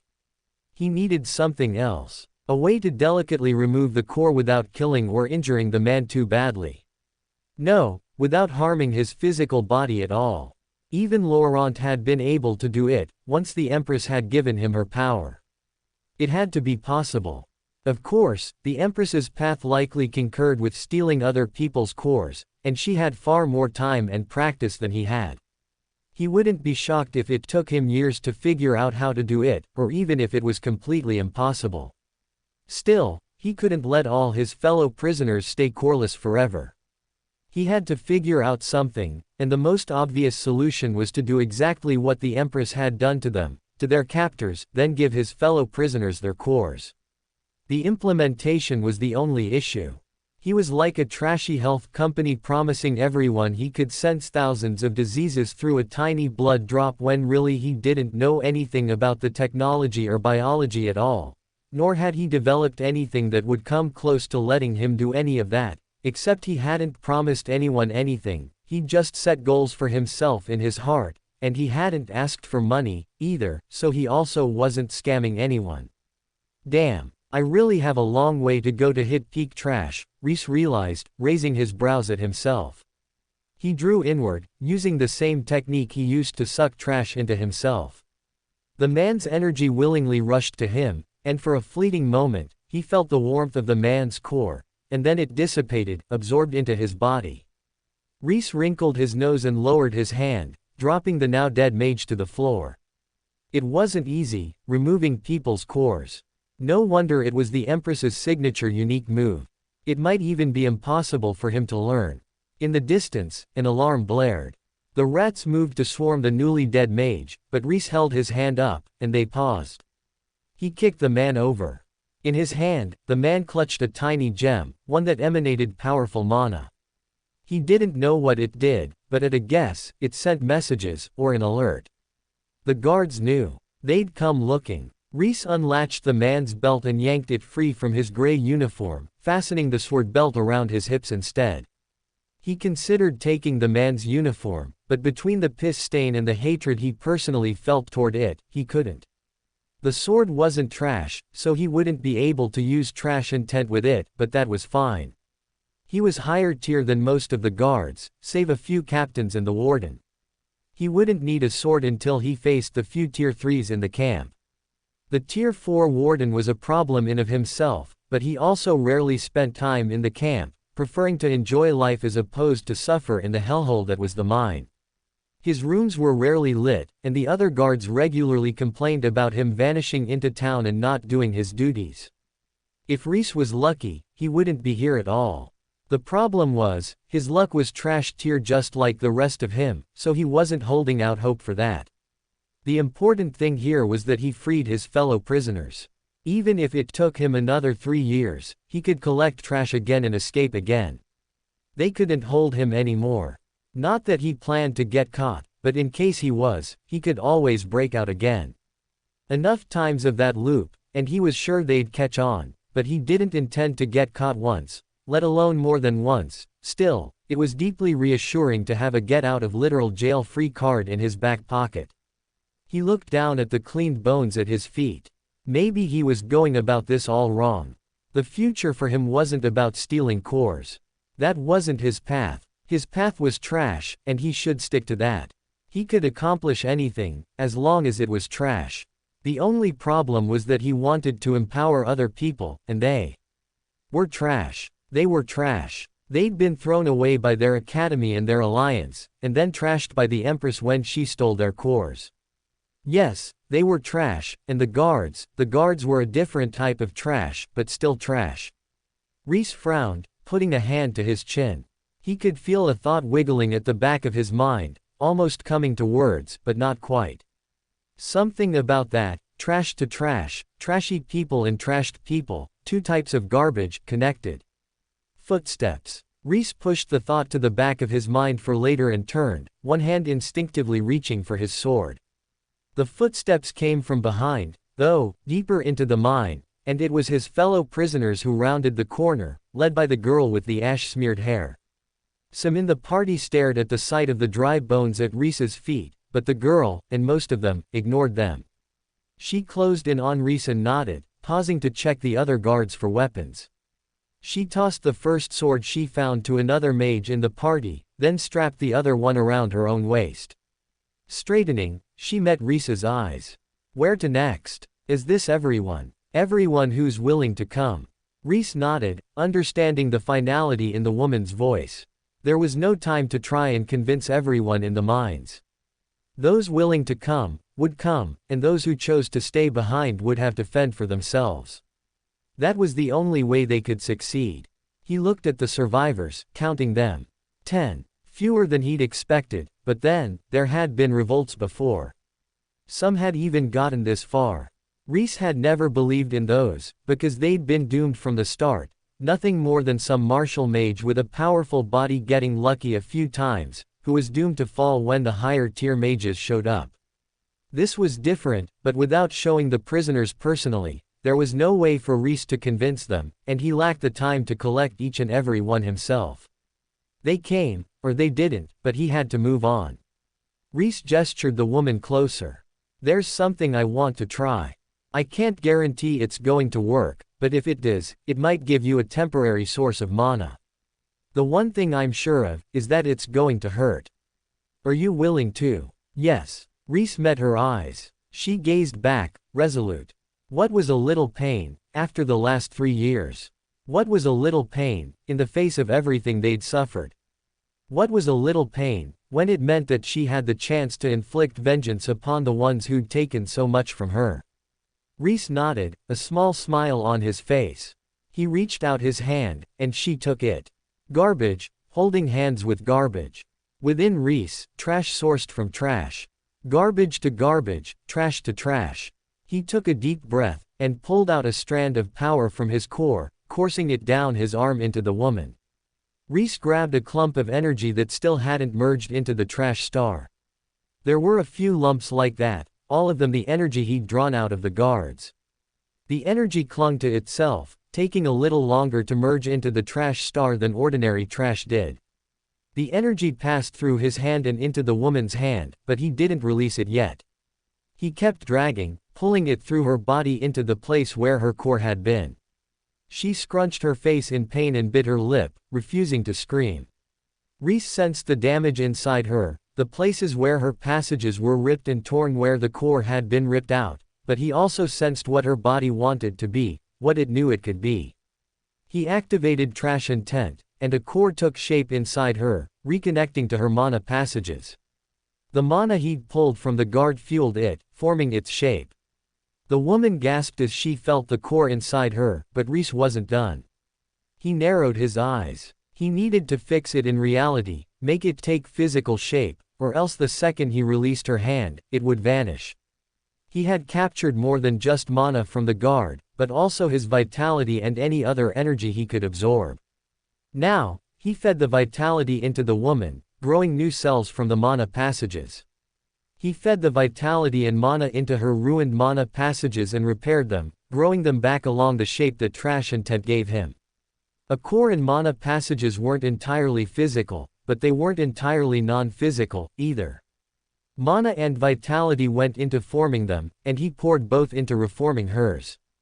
All the mana he'd gathered from the one guard vanished into reforming her core. Rhys drew out the mana of another guard and kept going, forming the last of her passages, then pushing further, shaping it into her core. At some point, he ran out of energy again, and drew out the mana of yet another guard. He transitioned from using Trash Intent to Trash Enchanting as the core took form. It was shockingly easy, but only because there was no mana in her body. Without pre-existing mana, there was nothing to oppose him as he reformed her core. He could create ghostly rat forms, and if he thought about it, if he used vitality and had some rat cells, there was nothing to keep him from recreating life. In comparison, reforming the woman's core with vitality and mana, when he had pieces of her mana passages and her natural body to start with, not to mention lots of experience reforging his own core, was almost trivial. The core he rebuilt wasn't up to the standards of the one she'd had before. Her body was at least tier 2, but the core was only tier 1. Even so, it was a massive jump in power for someone who had been unable to process mana to be able to process mana once again. She could use spells, empower her body with mana, activate any techniques she knew, and potentially even tear up again, with enough time and effort. It wasn't a perfect, ideal solution, but it was better than nothing. And from the look on the woman's face, better than she'd imagined possible. She gasped and stepped back. Putting a hand on her stomach, she looked up at him. How? Try it out. I don't know how long it'll work, or if it'll work when I'm not here, but it's better than nothing. Of course. Thank you. Rhys nodded, smiling earnestly for the first time in a long time. My pleasure. She looked over her shoulder at the other mages. Can you do it again? For everyone. Rhys shook his head. No. Oh, of course not. I shouldn't have pushed. Not yet. I need more guards. Rhys's eyes shone, and he clenched his fist. He knew how to do it, and he knew what the materials were. Now he just needed to put it all together and get the ball rolling. 9 more people to empower. It had taken him 3 guards worth of mana to empower the woman. That was 27 guards to go. Easy, simple math. She nodded, understanding. A flicker of doubt crossed her face, but she quickly pushed it down. Let's go. Rhys nodded and strode up the passage, gesturing for the others to follow. Their eyes had been dead, full of the resolve of those who had given up, who were going to their graves on their own terms, not fighting for freedom. Now, though, their eyes were bright. Hope shone out from within them, and their hands clenched. The one who'd received a sword from the guards' bodies drew it, testing it out for the first time, and another one ran backward to fetch the swords from the previous sets of guards. He didn't rebuild his own core. Since he could only rebuild them to tier 1, he was more powerful without it, working on pure garbage. True, he did have to continuously stoke the trash star, but that was fine. That was well within his abilities. To be honest, it was a deliberate decision to not reforge his core. Working on trash and trash alone felt more true to himself and his path, as if, rather than something that held him back, it was something that pushed him to be stronger, to push himself to the limits of his path and beyond, to constantly exercise those spiritual and magical muscles, and he was curious how far he could go with this new, strange mana system he'd built. He was confident he could reforge a rebuilt core to tier 3, given enough time and materials, but that wasn't the point. He wanted to try this new technique out, working on garbage alone. I'm Corey, by the way, the woman said, walking alongside him. Rhys, he replied. No more was said. No more needed to be said. They strode ahead, climbing the passages, fight burning in their eyes. From ahead came shouting and the clatter of boots. 4 guards rounded the corner, weapons already in their hands and mana glowing on the blades. Rhys and Corey charged, while the prisoners with swords formed up around their fellows. This far down, the guards were still largely low tier. 2 of them were at tier 1, and the other 2 were tier 2. Rhys closed in on the higher tier mages, leaving the lower tier ones to Corey. 2 hands, and 2 mages. Each one slashed at him, launching the same well-regulated blast of sword aura at him. He dodged, having seen the regulation attack many times, and closed the gap in an instant. His hands landed on their faces, and the battle was over. 2 bodies hit the ground. Corey clashed with one of the tier 1 mages. The guard held his own for a few moments, but Corey's higher tier body gave her the upper hand. She overcame his defenses and cut him down. Blood splashed over the wall. Before the guard could gurgle his last, Rhys rushed up and absorbed his energies. He turned to the final man, only to find that the rats had already taken care of him. Nothing remained but a stark white skeleton. Rhys checked the energies inside of him, then turned to Corey. Who else is good at fighting and won't panic in a pinch? The Empire had kept them largely separated from their fellow students and anyone they knew, since it was easier to control them that way. Still, they couldn't split up all the Purple Dawn students, and he'd seen Corey hanging out with other former Purple Dawn students early in their time in the mines, before they'd been truly ground underfoot, when some people had still held on to hope. Even if she wasn't, she'd still have a better chance of knowing someone than Rhys, who'd come here with and no one. He hadn't seen anyone he'd known down here in the mines. If was captured, she'd been taken to a different camp, though given how tough she was, she might have escaped. And he wasn't too worried about the cat man. Bast had escaped outright. He hadn't seen Mouse since he'd descended into the mines. On one hand, he was worried about her, but on the other hand, her path had been to remain unnoticed, to blend into the background. If anyone was going to survive the invasion, it would be unobtrusive Mouse. Corey glanced back, then nodded at one of the men. "Blake, come here." A blond man stepped forward, excitement in his eyes. He kneeled at Rhys's feet and offered his hand up. Rhys pulled him back to his feet. "There's no need for that. We need warriors, not servants." He gripped Blake by the shoulder, and coursed the energy he'd absorbed into the man, rapidly rebuilding his core. More boots hurried their way. Corey stepped forward, raising her sword. "I'll defend you. Stay focused." Rhys snapped his fingers, and the rats raced over to Corey's ankles. "They'll fight with you." "Understood." Despite her response, Corey gave the rats a slightly uncertain look, but she simply turned back toward the entrance and raised her sword again, resolved to fight no matter what. Two guards rounded the corner. One had just long enough to shout before the rats overwhelmed it, while Corey rushed the second one and quickly took him down. Another guard raced down the corridor a second later, only to find the two dead guards, an armed prisoner, and a mob of rats. His eyes flew wide and his feet pedaled at the ground, instantly going for the retreat. Corey didn't let him get far. Her sword flashed, and the man hit the ground with a thump. Rhys finished with Blake, and one of the armed prisoners offered Blake his sword. Blake nodded his thanks, then turned to Rhys. "I cannot thank you enough. My life is henceforth." Rhys raised his hand. "No need. I'm just trash. From here on, your life is going to be worth so much more than trash. Don't lower yourself by pledging yourself to me." Blake's jaw gaped. He quickly shut his mouth and bobbed in a bow, jogging over next to Corey to hold the line. Rhys made a quick circle of the chamber, absorbing all the trash that remained, then returned to the front lines again. He strode upward, with the two restored mages on either side of him. Guards rushed down toward them, and they cut them down. The rats swarmed, running over one another and circling around Rhys. Occasionally, one or two rats crawled out from the walls and the dark cracks and joined the swarm. They moved slowly, taking the time for Rhys to reforge cores for the other prisoners. It was good practice for Rhys, but more than anything, it raised their combat power exponentially for each mage he could return a core to.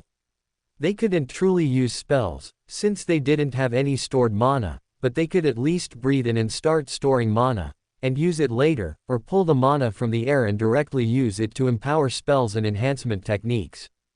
It was an instant boost, and a slow roll as each one regained mana and became able to cast more and more spells and techniques.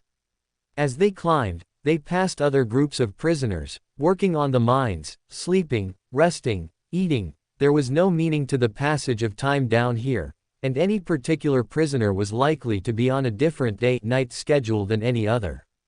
Some of the prisoners just stared at them with dead eyes, no hope left to be moved, no belief left to extend, but some jumped up and joined their climb.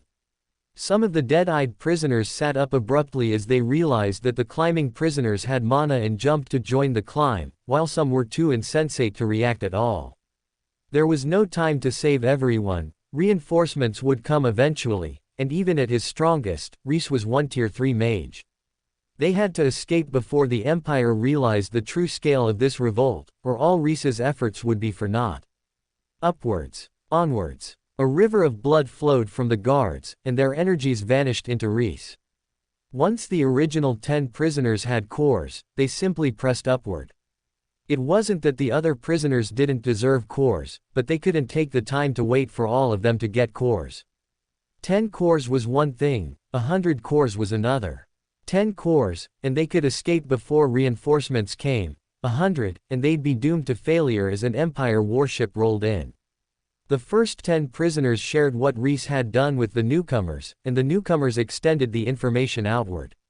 Some of the things Rhys heard at the end of the game of telephone were frankly insane, painting him as some godlike, saint-like persona. Rhys snorted, rubbing the back of his neck. It was embarrassing, but, for now, there wasn't any point in fighting it. The prisoners needed something to raise their morale, and he was willing to be that thing, if that was what they needed. Up, up, up. With 10 prisoners with Tier 1 cores slowly filling with mana and bodies far beyond that, Rhys not only had the power advantage over the guards, but also the numbers advantage. Tier 1 and 2 guards melted before them, since effectively, every prisoner was a Tier 1 who could fight over their tier, and Rhys himself was capable of fighting at least one tier up. A Tier 3 guard managed to slow them for a good 20 seconds before Rhys and the rats defeated them, and they climbed on. Higher and higher, with more prisoners following them with every passing floor, as the prisoners saw the giant mob of prisoners and decided to take their chances. They set their eyes upward and climbed, believing in a future that wasn't this mine, endlessly chipping away at rock for resources that other mages would use. Fresh air. Rhys turned, startled. He'd almost forgotten what it tasted like, down in the eternal dust. He approached it, following that sweet trace. Guards rushed to block his way, and he cut them down, absorbing them, compiling their energies for more cores in the future, once they escaped and were as safe as they could be. Even with the trash star burning, there was plenty of room inside him for their energy. He didn't quite understand where it was stored, but it was something like the void where his core had been, was still large enough to hold the core that had been, and that core was capable of holding massive amounts of energy, so as a result, the empty space that should have held his core could hold just as much. An iron door barred their way, rusted and barred. The prisoners stopped. Rhys stepped forward, approaching the door alone. He put his hands to the bar and pushed, lifting it out of its frame, then tossing it aside. One hand to either door, he shoved, and the hinges groaned as the doors gaped. Sunlight streamed in. Rhys lifted a hand, blinded. Tears streaked down his face, cutting paths through the film of dust that coated him. At last, at last, at last, he was free. The blindness passed. He lowered his head, looking down from the sky, down to the walls that still barred them in, down to the small army of guards blocking their way, and the warden at their head. Their eyes locked, and the warden smirked, drawing his sword. Black metal glimmered in the sunlight. This sword was not the regulation blade all the members of the guard received, but the unique weapon allowed to those who exhibited talent and loyalty toward the Empress.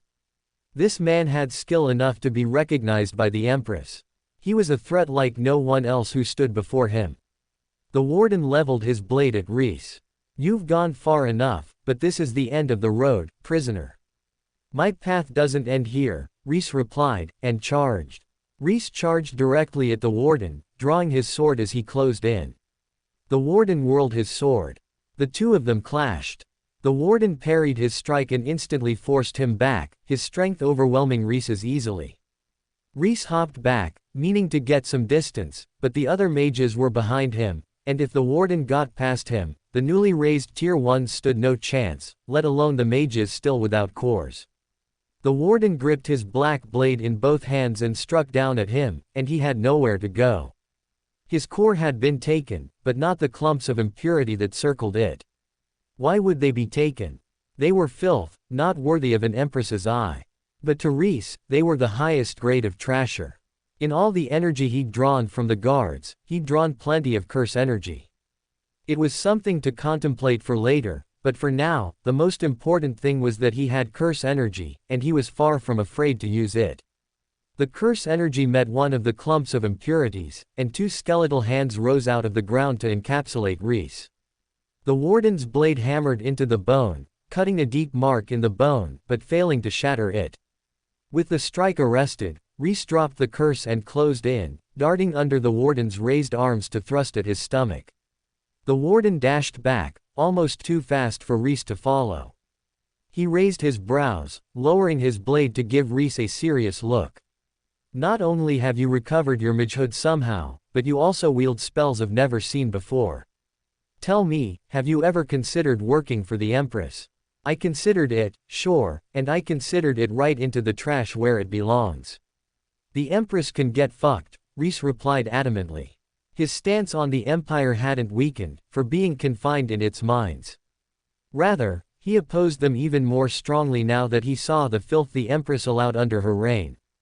A pity. The warden's eyes hardened, and he slashed his blade. A hyper-pressurized blade of water leapt out and closed in on Rhys, hurtling through the air with the speed to cut diamond. Rhys had no option but to dodge, but the warden knew that. He was there before Rhys landed and slashed sideways. Rhys jumped sideways, activating blow mitigation with all his might, and the hit still sent him rolling over the ground. Blood spilled over his side, soaking into his robes, and a deep gash cut into his side. With a moment, he could close it forcibly, but not with the warden breathing down his neck. The man chased after him, closing the gap between them in a heartbeat. Rhys rolled over, moving with shocking speed and agility even to himself. The warden's sword struck into the ground, throwing up dust, but it missed Rhys, who rolled right into the center of the depowered mages. The warden stared after him, confused, and Rhys stared back, with no answers to give. Trash step 9 greater than 11. Rhys raised his brows. Huh, could it be? Trash step doesn't just work on trashy ground conditions, but also on trashy movement techniques like rolling around or, I don't know, hitting the gritty. So much opportunity. To think, he'd been sleeping on such a deep and mysterious technique for this long. Trash step still held a myriad of mysteries within it, that he needed to steadily study to unlock. Not only that, but it seemed the system recognized his trash star as a form of mage power. He wanted to check his status and see what the whole thing looked like, but now wasn't the time. All this flashed through his mind in an instant. The warden blurred again, chasing after him. Before he could reach, Rhys reached out to the nearest prisoners. Give me your impurities. Huh. There was no time to explain. Skin met skin, and Rhys yanked the impurities out of their bodies. They screamed for a moment, then stared in shock and awe at their newly refreshed bodies. Rhys, on the other hand, held the impurities within his hands. He didn't absorb them into the trash core, but instead, squeezed them out, into a puddle of impurities in each palm, then pushing some of his most precious impurities into them. From there, he compressed the impurities with mana, forming small black blades, speckled with brown and gray. The blades themselves looked filthy, as though a good scrub might clean them, but Rhys knew there was no amount of scrubbing that would clean them. They were filth themselves, and there was no changing the fundamental property of the blades. The warden chuckled, seeing the tiny blades. They each fit within Rhys's palm, more like real-life shuriken than daggers or even knives. Is that the best you can do? Rhys stood slowly. He held the blades in his palm and stared down the warden. I've been holding back. Since the beginning, no, since my very first battle, I've been holding back. Today, for the first time, he raised his hand and pointed at the warden. I'll fight with all my strength. The warden gave him an unamused look. He continued advancing. Damn, that speech always gives them pause in my favorite trashy anime. In any case, it was partially correct. In almost all of his battles, he held back, because the absolute limit of his powers could not only kill, but permanently cripple anyone who survived. Until today, he hadn't had any desire to injure someone so thoroughly. But now, thanks to the Empire, that was no longer true. The warden loomed over Rhys and the others. He glared down at them with dark eyes. I'll give you one final chance. You, and all of you. Your ringleader is injured. He cannot meaningfully fight me any longer. Give up now, and you will be permitted to return to the mines. I would rather die. Corey snarled. Then die. No, you. Rhys shouted, and lunged at the warden. To his credit, the warden jumped back, too battle-hardened to disregard even a foe he considered defeated and near death. Rhys's stabs went short, but he released the blades and sent them flying with trash manipulation. They hurtled after the warden, buzzing through the air like wasps, and struck him from either side. The warden took another step back in shock, then looked down and laughed. The blades clattered to the ground, unable to pierce his skin. Corey stepped in front of Rhys, resolved. We almost made it. If the timing had been better, we could have escaped. Thank you for giving us hope in our final moments. The warden approached once more, expression steely. It's too early for that, Rhys replied. He pointed at the blades, forcing them to levitate with trash manipulation. That wasn't all. Trash intent shimmered over each blade, then trash aura. The blades sharpened, strengthening to their absolute limit. Blood ran from Rhys's nose at the complexity of the task, but he narrowed his eyes and pushed on, refusing to let it stop him. He flicked his fingers, and the blades darted forth once more, striking the same spot they had the first time. The same spot, where impurities had already ever so gently weakened the warden's skin. The same spot, where Rhys knew he didn't guard. This time, the blades pierced home, hurtling into the warden's body with a spurt of blood. The warden scoffed, the pitiful last howling of a dying dog. He lifted his sword. Explode, Rhys said, and released everything. Trash intent, trash aura, trash manipulation, and the trash manipulation that kept the knives in their knife form. 3 years' worth of impurities from mining work, plus some powerful impurities from Rhys's personal stash, blasted the warden's body from within. The warden's skin blackened. Purple bruises crawled over his body, and his veins turned black one after another. He stumbled, his cheeks bulging as he forced himself not to vomit. His face turned white, then red, then green, and he stumbled, then dropped to his knees. "What? How?" he muttered, through numbing lips. "Die without knowing," Rhys said. He climbed to his feet, moving slowly to not aggravate his wound. Trash body let him keep moving and suppress the pain, but it did nothing to keep his wounds from worsening, then raised his sword. He brought it down hard, severing the man's impurity-weakened neck. The other guards stared. The battle between them and the Tier -1 prisoners had been even, but now, with the warden dead and Rhys standing over him, triumphant, their morale flagged. The rats leapt out of the shadows and dragged one down, and the rest quickly fell to the prisoners. Rhys rested his hand on the warden, absorbing his waning energy and retrieving those impurities. There was no point wasting good poison, after all. The prisoners watched as he went from body to body, absorbing whatever he could manage. When he was done, he turned to them. "I think it's time to blow this joint." Tall stone walls blocked their path, with mages mounted atop them pointing powerful spells their direction. At the far end of the prison compound, double doors led out into the world beyond. Rhys led the charge, fending off the long-range blasts of magic wherever he could, and dodging them where he couldn't.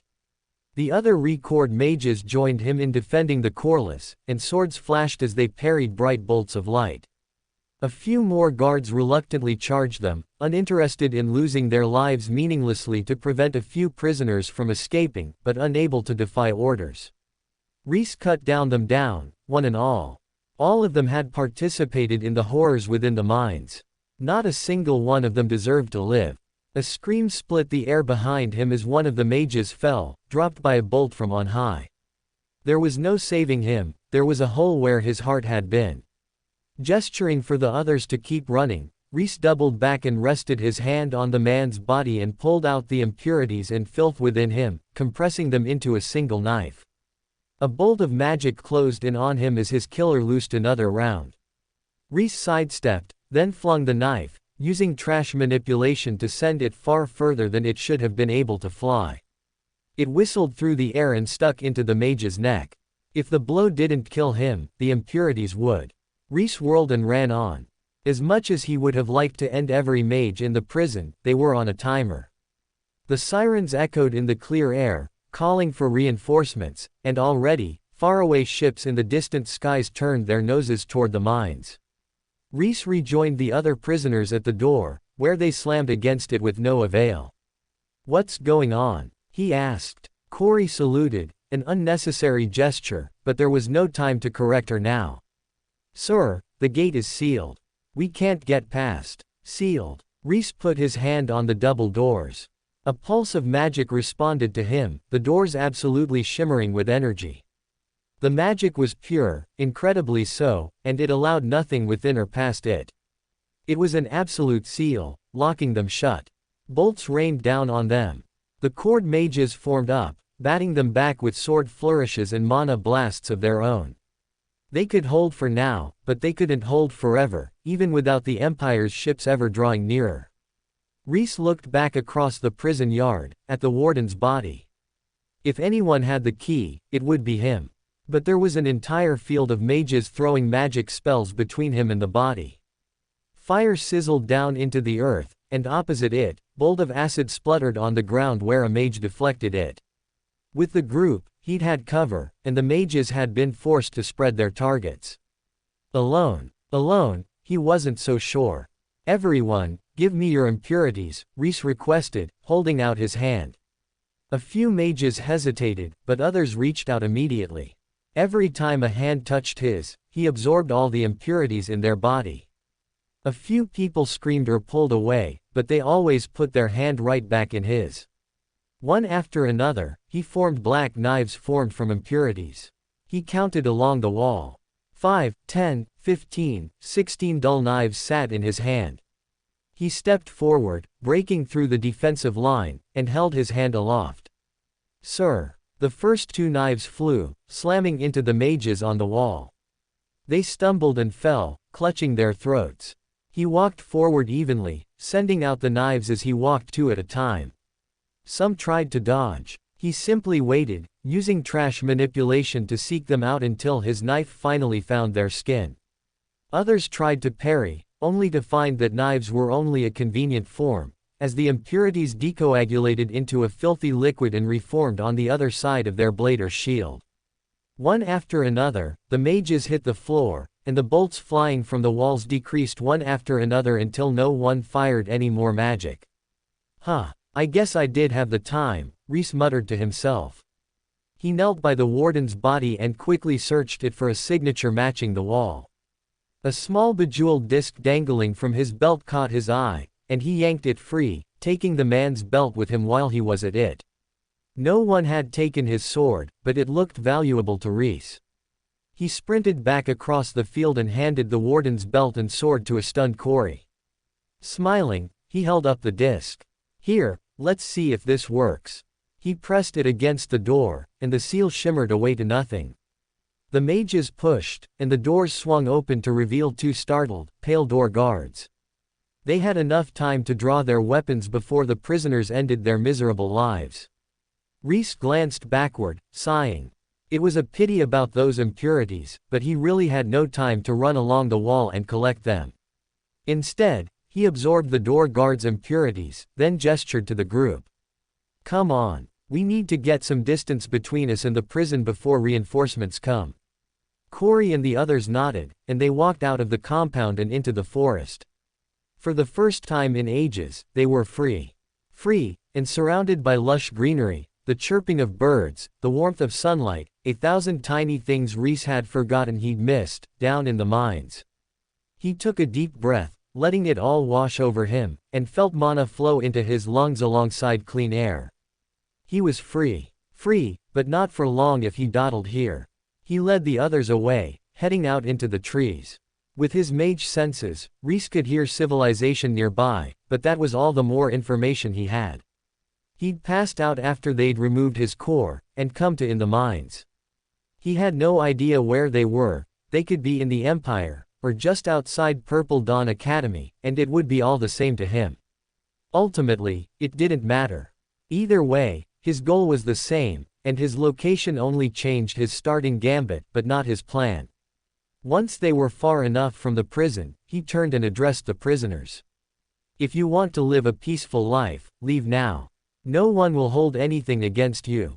I will not give you a core, because giving you a core within the Empire is the same as putting you back into a camp, but when all is said and done, if I still survive, I will make every effort to heal you, but it will have to wait until the Empire is undone. If you wish to fight, then come with me. I cannot guarantee you will survive, but I can guarantee that it will not be easy, and that the path ahead of us is painful. Still, no matter what, I intend to overthrow this tyrannical empire, or at least push it back, out of our lands. I ask that you make your choice now. Either way, I cannot guarantee your safety, but if I let you leave here with no core and knowledge of where we who oppose the empire intend to go, then that is the same as handing the empire our location. I'm sure you understand. The prisoners looked amongst themselves. They considered, some talking to one another. A few turned and directly walked away, either defeated and dark-eyed, or holding the hand of another mage, those with nothing left to give, or with something left to lose. In the end, about 12 remained, less than half of those who had followed them out. Of the original 10, only 8 had survived their escape. 4 others had stepped forward from the rest of the prisoners, those who had battle scars and the will to fight burning in their eyes, or a dark, fathomless vengeance reeking from their every move. Rhys nodded in approval. Welcome. Our counterattack begins now. Once we're somewhere safe, I'll see to it that everyone I can give a core to receives a core, but for now, we need to keep moving. Based on the number of guards he'd absorbed, he should be able to give cores to most of them, but who knew? Maybe there would be more guards along the way. He led them toward the sounds of civilization, sure of 2 things. 1, that it was easier to hide a needle in a haystack than on bare ground, and 2, that civilization always generated garbage. Human garbage, wastewater, filth, grunge, and all kinds of worthless shit that Rhys couldn't wait to get his hands on. He looked into the space where his core had been. He was able to hold a startling amount of energy, now that he didn't have a core. He'd absorbed all the energies of several Tier 3 guards and the Tier 4 warden, and he barely felt half full. It was as though, without a core, there was no limit to the energy he could hold. As if there was some kind of hole not just in his body or his metaphysical mana system, but deeper, all the way through reality, that gave him access to some kind of near-limitless storage space. The trash star floated in darkness, in the void where his core had been. At first, it seemed to stand in space about as large as his core had been, but the longer he stared, the more he saw, like gazing up into the starry sky at night. There was a darkness inside him, an emptiness where his core had been, deep and impenetrable. The closer he looked, though, the more he found boundaries. The ragged edges where his core had been.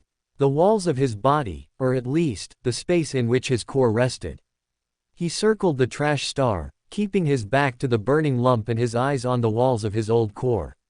At the very back, there was a place where there was nothing but shadow.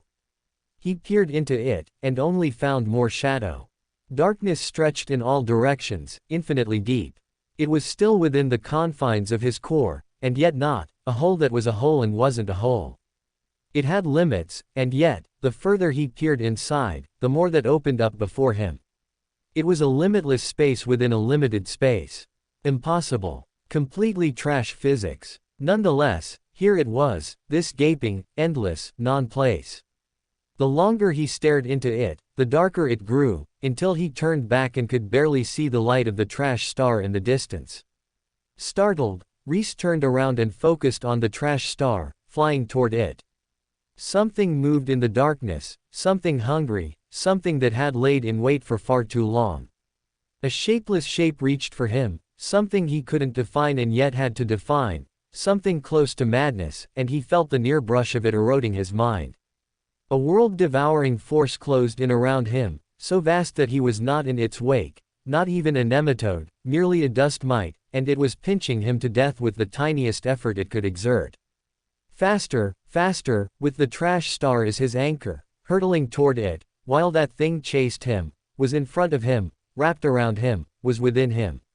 The heat and the light of the trash star blossomed before him, and Rhys heaved a sigh. He no longer felt the presence. Once more, there was nothing but his familiar trash star, and the usual wreckage where his core had been, and the darkness nothing more than an odd shadow in the space. Well, that's horrifying, Rhys thought, raising his brow. Was that something that happened whenever the Empress removed cores? Or had he just gotten lucky? He snorted. With his trash luck, who could tell?